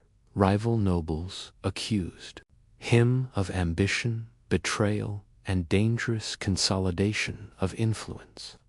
In a society that prized shared leadership, this was unforgivable. The punishment was public and brutal. Celtulus was executed by his own people, deliberate act meant to warn others against similar aspirations. For the community, it was justice. For his family, it was devastation. Vercingetorix was still young, but old enough to understand what had happened. His father's name became dangerous to speak. Allies distanced themselves. The family's position collapsed overnight. Nobility did not guarantee protection. Loyalty was conditional. This moment taught Vercingetorix a lesson more powerful than any battle drill. Power without unity invites destruction. His father had not fallen to Rome. He had fallen to fear, jealousy, and fractured leadership. The execution also introduced a quiet, lasting bitterness. The same society that taught loyalty had betrayed one of its own. Honor proved fragile. Justice proved political. From this point forward, Vercingetorix lived with contradiction. He was born to lead, yet leadership had destroyed his father. He was raised to trust his people, yet they had killed their own chief. Rome, distant but growing stronger, now loomed differently. Where Gallic unity had failed, Roman order endured. This contrast planted dangerous ideas. Perhaps the real enemy was not foreign domination, but internal division. Celtulus' death did not immediately turn Vercingetorix into a rebel, but it stripped away innocence. It taught him that survival required more than courage. It required control of loyalty, narrative, and fear. That lesson would stay with him long after childhood ended, shaping how he would later unite tribes, punish dissent, and accept that rebellion, like leadership, demanded sacrifice. After the execution of Celtulus, Vercingetorix did not inherit his father's influence. He inherited his danger. The name that once commanded respect now carried suspicion. In a society where memory mattered, association alone could ruin a future. For a time, silence became his safest strategy. Sources are unclear about formal exile, but it is clear that Vercingetorix was pushed to the margins of power. He was no longer welcomed at councils. His family's voice faded. Survival required restraint. A young noble who spoke too boldly risked following his father's path. This period was quiet but formative. Without a public role, Vercingetorix learned to observe. He watched how leaders argued, how alliances shifted, how fear guided decisions more than honor. He learned who benefited from his father's death and who quietly regretted it. Isolation hardened him. Warrior culture valued action, yet he was forced into patience. This created an unusual balance. He remained trained for violence, but learned when not to use it. Many warriors never learned that distinction. He also gained exposure to wider Gaul. Moving beyond the Arverni heartland meant encountering other tribes, customs, and rivalries. Each group shared traditions, but differed in leadership styles and priorities. Unity was spoken of, often achieved, rarely. Rome appeared more clearly. During these years, Roman traders, envoys, and soldiers were no longer distant rumors. They were present, organized, and confident. Their alliances with certain Gallic elites created tension. Some chiefs admired Roman stability. Others resented Roman interference but accepted Roman gold. Vercingetorix saw how Rome exploited division. It rewarded cooperation and punished resistance. Selectively, this strategy weakened Gaul without open war. The lesson was unmistakable. Silence also allowed grief to settle into resolve. His father's execution was no longer a shock. It became a reference point, a reminder of what fractured leadership cost and what fear-driven politics destroyed. By the end of this period, Vercingetorix was no longer simply a dispossessed noble. He was a careful observer of power, loyalty, and weakness. He had learned that survival required more than bravery. It required timing. This chapter of restraint would make his later actions seem sudden and explosive. In reality, rebellion had been forming, quietly shaped by years of watching Gaul undermine itself, while Rome waited patiently for the pieces to fall. As Vercingetorix moved into full adulthood, Rome stopped being an abstract threat and became a living system he could study. He watched Roman influence spread not through constant violence, but through discipline, infrastructure, and selective generosity. This fascinated and unsettled him in equal measure. Roman soldiers operated differently from Gallic warriors. They drilled constantly. They obeyed orders without debate. Their loyalty was institutional, not personal. Where Gallic leaders relied on reputation and persuasion, Roman commanders relied on structure. Vercingetorix recognized the strength in the civil as he despised its rigidity.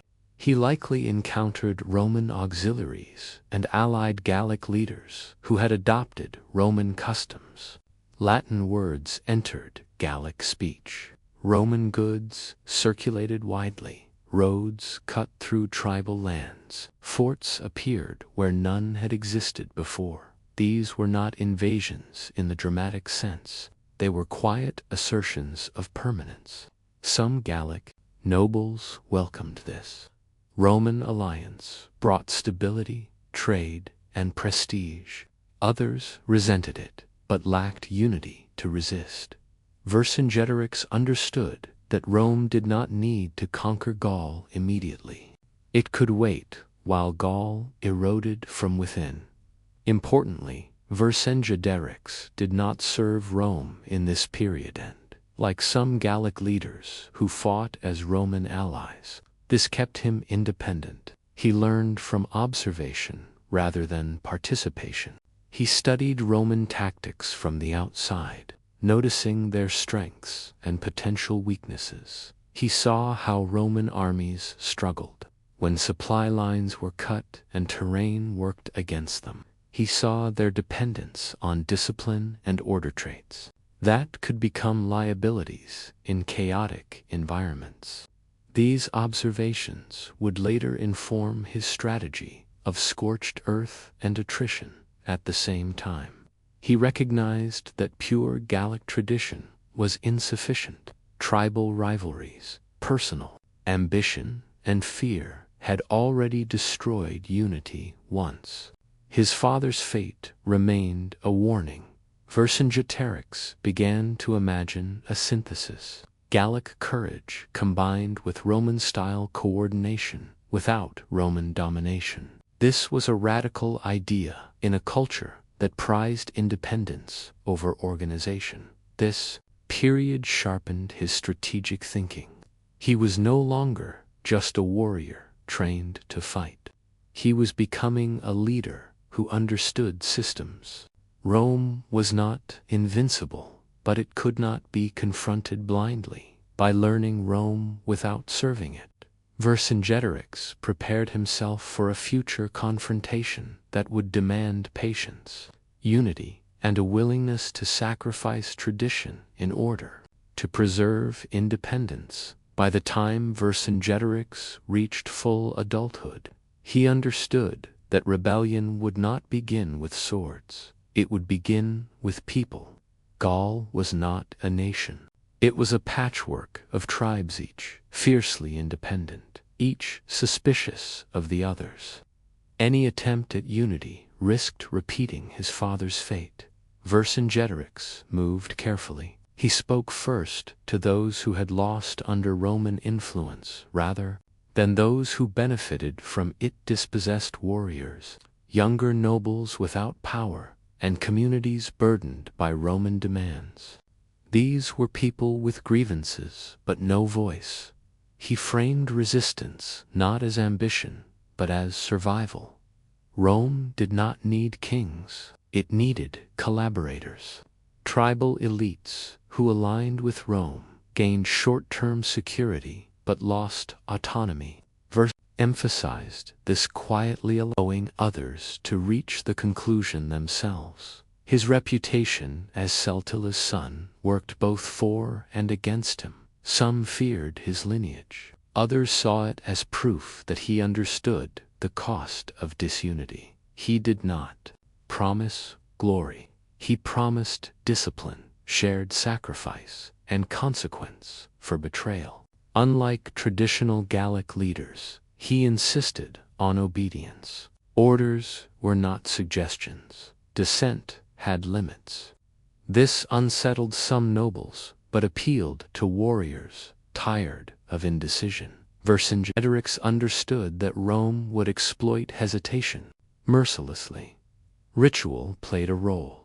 Oaths were sworn publicly. Feasts reinforced bonds. Religion was invoked, not just for legitimacy, but for accountability. Breaking unity became not only political treachery, but spiritual failure at the same time. Roman presence increased. Caesar's campaigns elsewhere in Gaul sent shockwaves. Tribes watched cities fall, leaders executed, and resistance crushed. Fear spread faster than hope. Vercingetorix leveraged this fear. He argued that delay guaranteed subjugation. Unity offered at least a chance. His message was not optimistic, it was urgent. This stage was fragile.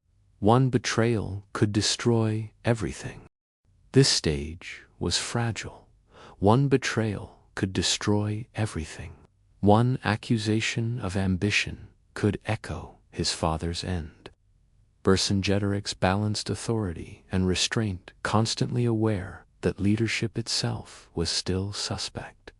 What he gathered during this period was not an army, but momentum, loyalty rooted in shared risk rather than shared victory. The groundwork was laid not with triumph, but with consent forged under pressure. Rebellion was no longer an idea. It was becoming a possibility. As unity formed, Vercingetorix faced a decision that would define him long before open war began. Resistance against Rome could not resemble past Gallic uprisings. Meeting Roman legions head-on in traditional battle had failed too many times. Courage alone was not enough. Something harsher was required. Vercingetorix chose denial over confrontation. If Rome thrived on supply, order, and stability, then Gaul would become unstable by design. Crops would be destroyed, villages burned, food denied not just to Roman armies, but to Gauls themselves. It was a strategy that demanded obedience and sacrifice on a scale Gaul had never attempted. This decision was deeply unpopular. Gallic identity was tied to land, harvest, and hospitality. Burning one's own fields felt like betrayal. Many chiefs hesitated. Some openly resisted the idea. Vercingetorix did not waver. Rome could rebuild. Gaul could not survive occupation. Enforcing this policy required authority bordering on tyranny. Communities that refused faced punishment. Livestock was seized. Leaders were threatened. Unity now had teeth. For the first time, resistance demanded more than enthusiasm. It demanded submission to strategy. This was the shadow of his father's lesson. Celtullus had reached too far without securing obedience. Vercingetorix would not repeat that mistake. Unity would be enforced, not requested. Moral weight of this choice was immense. Families watched their homes burn by Gallic hands. Hunger followed, resentment simmered. Yet the alternative was Roman seizure, taxation, and permanent control. Vercingetorix framed destruction as temporary suffering for long-term survival. Rome underestimated this resolve. Roman commanders expected rebellion to fracture under pressure.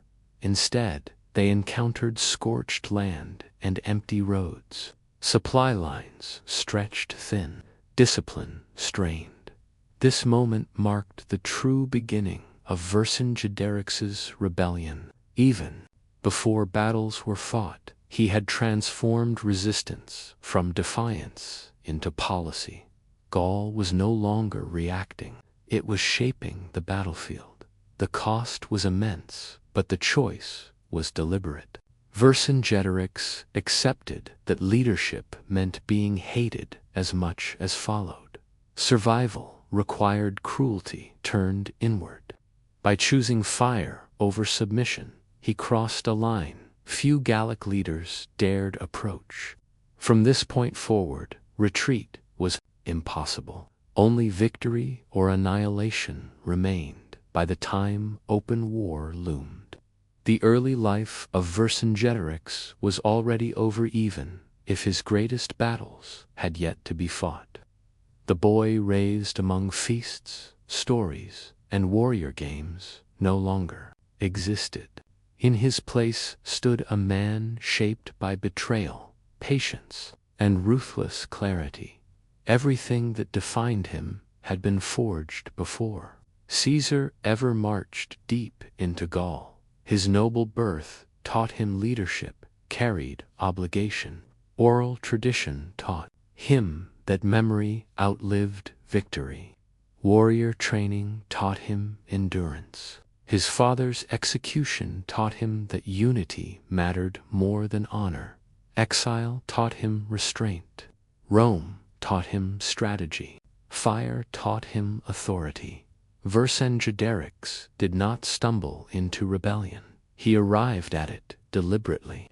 Unlike earlier Gallic leaders who rose in moments of panic or pride, Vercingetorix understood timing. He waited until fear outweighed comfort, until Roman presence felt permanent, until hesitation became more dangerous than resistance. When he finally acted, it felt sudden only to those who had not been watching. This is what made him different. He did not promise easy triumph. He promised survival at a terrible price. He asked Gaul to suffer now, to exist later. Many followed him, not because they loved him, but because they believed him. His authority no longer came from blood alone. It came from coherence. He offered something rare in Gaul, direction in a land used to fragmentation that made him inevitable. Even his enemies sensed it. Roman sources describe him not as a barbarian chief acting on impulse, but as a commander capable of learning, adapting, and enforcing discipline. That reputation did not appear overnight. It was earned long before swords crossed. The early life of Vercingetorix explains why he could unite tribes that had distrusted one another for generations, why he could order destruction and be obeyed. why he could hold power without a crown. In a culture that despised kings, by the time history notices him, the foundation is already complete. The rebellion that follows is not the story of a sudden uprising. It is the culmination of a childhood lived under pressure in a society tearing itself apart while a greater power closed in. Vercingetorix did not rise from nowhere. He rose from memory, loss, and preparation. And by then, Gaul had no other choice. Long before another great port rose to dominate Egypt's coastline, Thonis Heraclian stood watch at the mouth of the Nile, controlling the most important gateway into the kingdom. Every ship arriving from the Mediterranean passed its harbors first. This alone made the city indispensable. It was not simply a port, it was Egypt's customs gate, religious threshold, and economic filter rolled into one. The Nile Delta was Egypt's lifeline, and Thonis Heraclian sat precisely where river and sea met. Goods flowed through its docks in constant motion, grain from the fertile interior, papyrus, linen, gold, and sacred offerings moved outward. Wine, olive oil, metalwork, and foreign luxuries moved in. Officials monitored cargo, collected taxes, and enforced regulations long before merchants could trade deeper inland. The city was built for water. Canals replaced streets, boats replaced carts, warehouses, temples, and administrative buildings rose along shifting channels that connected the city's many islands to an arriving sailor. Thonis Heraclian must have felt alive, almost floating with traffic, moving in every direction, and ritual activity woven directly into commerce. Power here was not only economic. Thonis Heraclian was also sacred space. Before foreign traders were allowed to conduct business in Egypt, they were required to make offerings to the gods of the city. Temples stood near the docks, ensuring that trade began with ritual submission. This blending of religion and administration reinforced Egypt's worldview. Prosperity flowed from divine favor, not mere profit. The city's population reflected its role as a gateway. Egyptian priests lived alongside Greek merchants. Sailors, translators, tax collectors, and laborers crowded the harbors. Languages overlapped, customs mixed, yet order remained strict. This was not a free port. It was controlled, observed, and regulated at every level for generations. Thonis Heraclian thrived because of its position. As long as the Nile fed Egypt and the sea brought trade, the city mattered. It grew wealthy, confident, and deeply embedded in Egypt's infrastructure. No one building temples or warehouses here believed the ground beneath them would ever fail. From the surface, Thonis Heraclian looked eternal, anchored between river and sea, aware that the very water sustaining it was quietly preparing its disappearance. Thonis Heraclian was not just a city with two names. It was a city that lived in two cultural realities at once. To the Egyptians, it was the Nissa, sacred port, bound to ritual law, divine authority, and the ancient rhythms of the Nile. To the Greeks, it was Heracleina, familiar gateway, named after Heracles, the hero they believed had once set foot on its shores. Both names were used, often by the same people, depending on who was listening. This dual identity reflected the city's unique position at the crossroads of civilizations. Greek merchants arriving from the Aegean did not feel entirely foreign here. They recognized the name Heraclian, saw familiar gods equated with their own and found communities already adapted to cross-cultural exchange. Egyptian priests, meanwhile, maintained strict religious control, ensuring that foreign presence never challenged sacred order. The blending was practical, not sentimental. Egyptians tolerated Greek traders because they brought wealth and goods Egypt desired. Greeks respected Egyptian ritual because access to trade depended on it. Religion became the common language. Greek gods were identified with Egyptian ones. Heracles was linked to local deities associated with strength and protection. This made commerce smoother and conflict rarer. Documents and inscriptions suggest that Thaunus Heracleion functioned as Egypt's official international port before another city existed. Foreign ships were required to dock here, register cargo, and pay dues. Only then could they travel onward. This gave the city enormous leverage. It decided who entered Egypt and under what conditions. Daily life reflected this balance. Greek sailors drank in Egyptian taverns. Egyptian officials learned Greek words of trade. Mixed households were not uncommon. Yet boundaries remained. Sacred spaces stayed Egyptian. Political authority remained local. Cultural exchange occurred, but always under supervision. The city's two names were not competing identities. They were tools. Each allowed different groups to understand the same place through familiar concepts. Thaunus Heracleion succeeded because it could be many things at once without losing control. This flexibility made it prosperous and resilient, but it also made it dependent on stability. The city thrived as long as trade flowed and ritual. This flexibility made it prosperous and resilient, but it also made it dependent on stability. The city thrived as long as trade flowed and rituals held meaning. When those conditions changed, its carefully balanced world would have nothing solid to stand on except water, memory, and a name that would eventually sink with it. Religion was not confined to quiet sanctuaries in Thaunus Heracleion. It dominated the city's layout, rhythm, and authority. Temples were not built away from commerce. They rose directly beside harbors and canals, ensuring that sacred presence watched every arrival, every transaction, and every departure.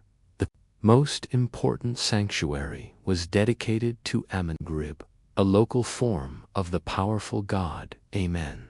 This temple was immense, built of stone meant to last forever, anchored by colossal statues and sphinxes that guarded its approaches. To step into the city was to step into divine territory. No ship entered without passing these symbols of authority. Sacred canals connected temples to one another, turning ritual processions into floating ceremonies. Priests moved statues of gods through the waterways on elaborate barges during festivals, reenacting myths and renewing divine favor. These events were not private. They were public performances of power, reminding inhabitants and foreigners alike who truly ruled the city. Offerings filled temple storehouses. Gold, grain, incense, and imported luxuries flowed into sacred hands. Temples acted as banks, redistributing wealth, funding construction, and supporting priestly hierarchies. Religious authority and economic control were inseparable. The architecture itself reinforced permanence. Massive stone blocks rested on what seemed like solid ground. Columns rose from platforms built to resist flooding. To ancient builders, the city felt secure, protected by gods and engineering alike. Foreigners were required to participate, at least symbolically. Before trading, merchants offered gifts or paid ritual fees. This was not simple superstition. It was political theology. Egypt's wealth existed because the gods allowed it. Ignoring them invited chaos. The temples also stored records, measured water levels, and regulated calendars. They were administrative centers, disguised as sacred spaces. Knowledge flowed through priests as much as power did. Ironically, this emphasis on permanence made the city vulnerable. Heavy stone structures pressed into unstable sediment, accelerating subsidence. The very monuments meant to anchor Thonosaurocleion helped pull it downward over generations. Still, during its height, the city's temples stood as visible proof that divine order and human ambition could coexist. River and sea met beneath sacred watchhand for generations. Thonos Heracleon appeared unmovable. The gods seemed firmly planted. The water seemed obedient. No one suspected that the foundations beneath those towering sanctuaries were slowly dissolving, grain by grain, preparing to erase a sacred city from the surface of the world. Thonos Heracleon did not become powerful by accident. Its wealth came from control, not excess. Every ship that entered Egypt through the Nile Delta was required to stop here. Every stop generated revenue, taxes, storage fees, ritual offerings, and inspections turned movement into money. The harbor was constantly alive. Merchant vessels from Greece, Phoenicia, Cyprus, and the wider Mediterranean anchored beside Egyptian barges loaded with grain and stone. Cranes and laborers worked along quays built of wood and stone. Warehouses rose close to the water so goods could be transferred quickly before tides or currents shifted. Trade was regulated tightly. Officials recorded cargo, weighed goods, and enforced restrictions. Certain items could not pass inland without permission. Smuggling was punished severely. Thonos Heracleon was both a marketplace and a checkpoint. Ritual framed every transaction. Before unloading, captains made offerings to local gods. Sacred fees were paid alongside taxes. These acts reinforced Egypt's authority and reminded foreigners that commerce here was never purely economic. Annual festivals amplified the city's importance. Sacred processions drew crowds from across the delta. Divine statues were carried on barges through canals, accompanied by music, incense, and chanting. These events blended religion and spectacle, reinforcing loyalty and attracting visitors. Wealth concentrated in visible ways. Colossal statues, decorated shrines, and finely carved reliefs displayed prosperity. Coins and imported luxuries circulated widely. Even ordinary laborers experienced the city's abundance through festivals and temple distributions. Yet prosperity bred dependence. Thonos Heracleon's identity was tied almost entirely to its function as a gateway. It did not diversify its role. As long as trade flowed through it, the city thrived. If routes changed, relevance would vanish. This vulnerability was invisible at first. For generations, nothing challenged the city's position. The Nile continued to flow. Ships continued to arrive. Temples continued to receive offerings. But beneath the surface, pressure built. Sediment shifted. Foundations strained. And far to the west, another city had not yet been founded.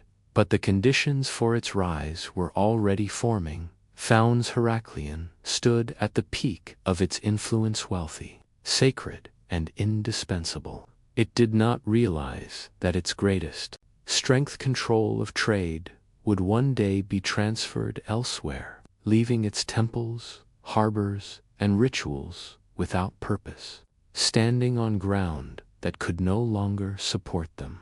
Thonis Heracleon did not collapse because of invasion or sudden catastrophe. It failed quietly from below. The city was built on layers of soft Nile silt sediment deposited over centuries by shifting river channels. This ground looked solid, but it behaved more like a sponge than stone. As long as conditions remained stable, the city endured. When they changed, the land itself began to betray it.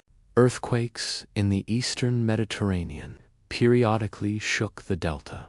Even mild tremors had serious consequences here. Waterlogged soil lost strength, a process now known as liquefaction. Buildings that had stood for generations suddenly tilted, cracked, or sank. Foundations slid sideways. Stone blocks shifted out of alignment. Canals widened where the ground collapsed inward. Rising sea levels compounded the problem.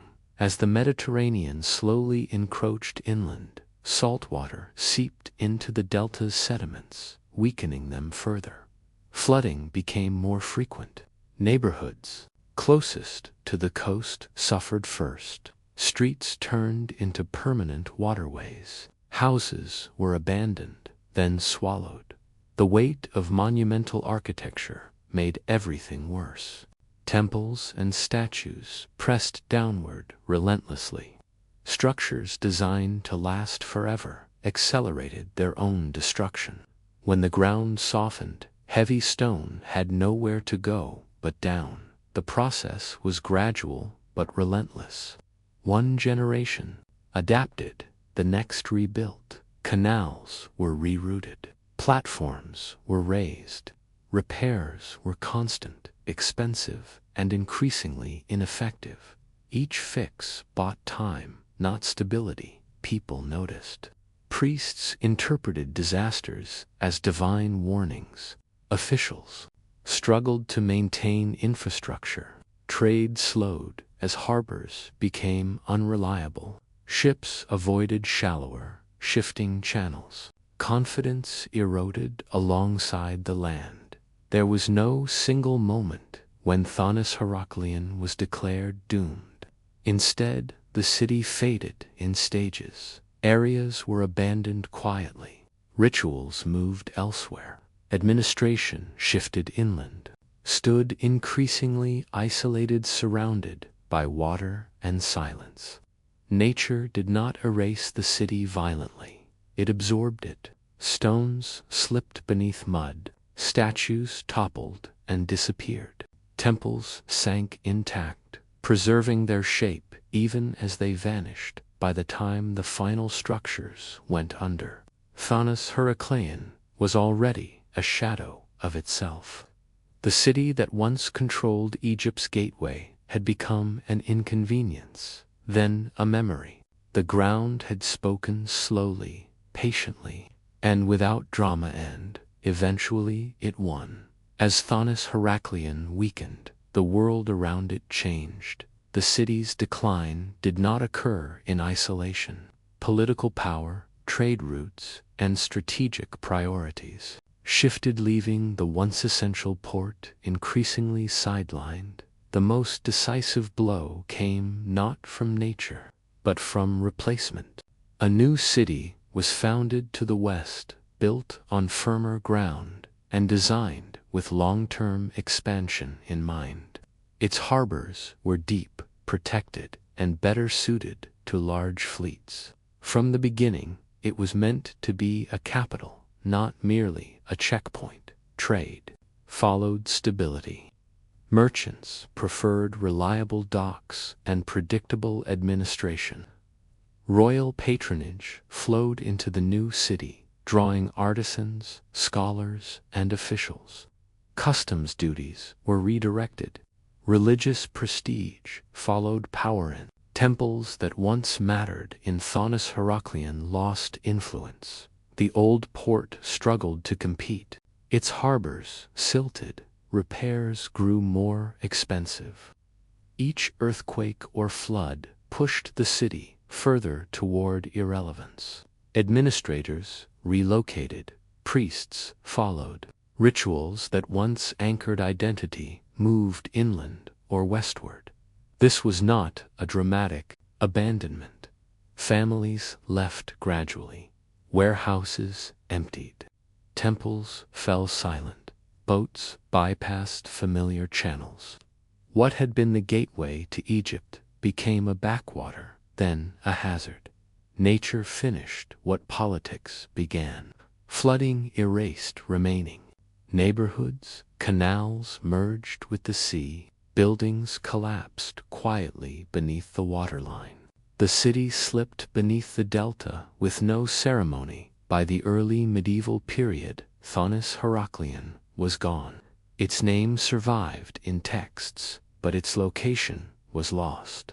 Maps showed only water. The new capital reigned supreme its libraries and harbors, eclipsing the memory of earlier ports. The rise of the new city sealed the Heraclean's fate. It did not just replace the city. The rise of the new city sealed Thonis Heraclean's fate. It did not just replace the city, erased the need for it. What remained was a sunken shell preserved by mud and silence, waiting for a future that had no memory of the port that once controlled Egypt's entrance to the world. Once Thonis Heraclean disappeared beneath the waters of the Nile Delta. It did not leave ruins behind for travelers to wander over. It left nothing visible at all, no broken columns on land. No half-buried walls, only water, mud, and shifting currents. Over time, this absence transformed the city from history into legend. Ancient writers mentioned Thonis and Heraclean. In passing, Herodotus described a great port at Egypt's entrance. Other sources referenced temples, rituals, and foreign merchants, but without physical remains. Later, scholars argued over whether these accounts referred to one city, several cities, or something symbolic rather than real. Some believed Thonis was exaggerated. Others thought it had been confused with Canopus or the new capital. Without evidence, the debate stalled. Maps were redrawn. The city faded from serious discussion. By the modern era, it existed mostly as a footnote, curiosity mentioned. Shapes beneath the water nets snagged on something solid. Anchors caught unexpectedly, but the delta is full of debris, and such stories rarely traveled far. Mud hid everything quickly. The Nile is efficient at erasing its past. For generations, the city lay intact beneath layers of silt. Statues rested where they fell. Temples remained standing, columns slowly sinking, but not collapsing. Ships settled gently into the harbor floor, cargo still aboard. Time slowed underwater. Ironically, submersion preserved what abandonment could not. Unlike cities looted or dismantled, Thonis Heraclean was sealed. No later builders reused its stone. No conquerors stripped its temples. The city was not destroyed. It was archived. To historians, this absence created doubt. Civilizations were expected to leave scars on the landscape. A city of such importance should have left something behind. The silence felt suspicious, and yet the silence was real. Thonis Heraclean had not vanished because it never existed. It vanished because it had sunk, completely swallowed by the very waters that once made it powerful. The sea kept its secret patiently, while history moved, unconvinced the city belonged more to myth than reality. That illusion would not last forever. In the late 20th century, the myth finally began to crack. Advances in underwater surveying technology made it possible to search the muddy seabed of the Nile Delta systematically, rather than blindly. In 1996, a team led by French underwater archaeologist Frank Gaudio began scanning areas long suspected to hide something ancient, though few believed an entire city would ever be found. What emerged was not a ruin in fragments, but a city frozen in collapse. Beneath several meters of water and thick layers of silt lay massive stone blocks, toppled columns, and statues larger than any fishing debris could explain. Sonar maps revealed streets, canals, and harbor basins. This was not coincidence. It was urban planning. When divers descended, the scale became undeniable. Colossal statues of kings and gods lay on their sides, faces still intact. Sphinxes rested in the mud, half buried, but unmistakable. Temple walls stood where they had fallen, preserved by sediment that protected them from erosion. Shipwrecks filled the ancient harbor. More than 70 vessels were eventually identified, some loaded with cargo, others likely ceremonial barges. Anchors, ropes, and wooden holes told the story of a port frozen mid-function. Trade had not slowly decayed here. It had been interrupted. Confirmed the city's identity. Names of gods, rulers, and places matched ancient texts. Thonis and Heracleon appeared together, solving a long-standing historical debate. The legendary port was Reland. It lay exactly where ancient sources hinted. The discovery stunned archaeologists. Unlike land sites damaged by centuries of looting, Thonis Heracleon was remarkably intact. Statues had fallen, but not shattered. Temples had sunk, but not been dismantled. Even delicate objects survived in oxygen-poor mud. Each excavation season revealed more. Gold ritual objects, coins spanning eras, everyday tools abandoned where they fell. The city's final moments were not violent. They were quiet, sudden enough to halt activity, but gentle enough to preserve it. For historians, the discovery rewrote Egypt's coastal history. Thonis Heracleon was no longer a rumor. It was a missing chapter, recovered almost intact, after more than 1,000 years beneath the water.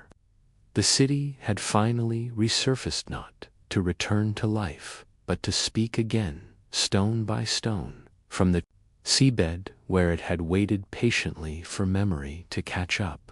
Thonis Heracleon is not important merely because it was lost and found. Its true value lies in what it reveals about how civilizations rise, adapt, and quietly disappear. This was not a marginal city erased by war. It was central, wealthy, sacred, and essential land, yet it vanished almost without protest. The city shows how dependent power can be on geography. Thonis Heracleon thrived because of water, trade routes, and ritual authority. The same environment that sustained it also doomed it. When land softened and sea levels rose, wealth and tradition offered no protection.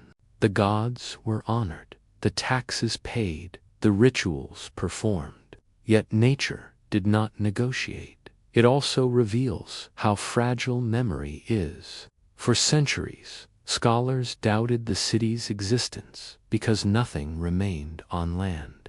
History favored what could be seen. Thonis Heracleon reminds us that absence does not mean insignificance. Entire worlds can vanish without leaving visible scars. The city reshapes our understanding of ancient Egypt's relationship with the Mediterranean. It proves that cultural exchange was not occasional but systematic. Greeks and Egyptians interacted daily under strict regulation but constant contact. Globalization is not modern, it is ancient.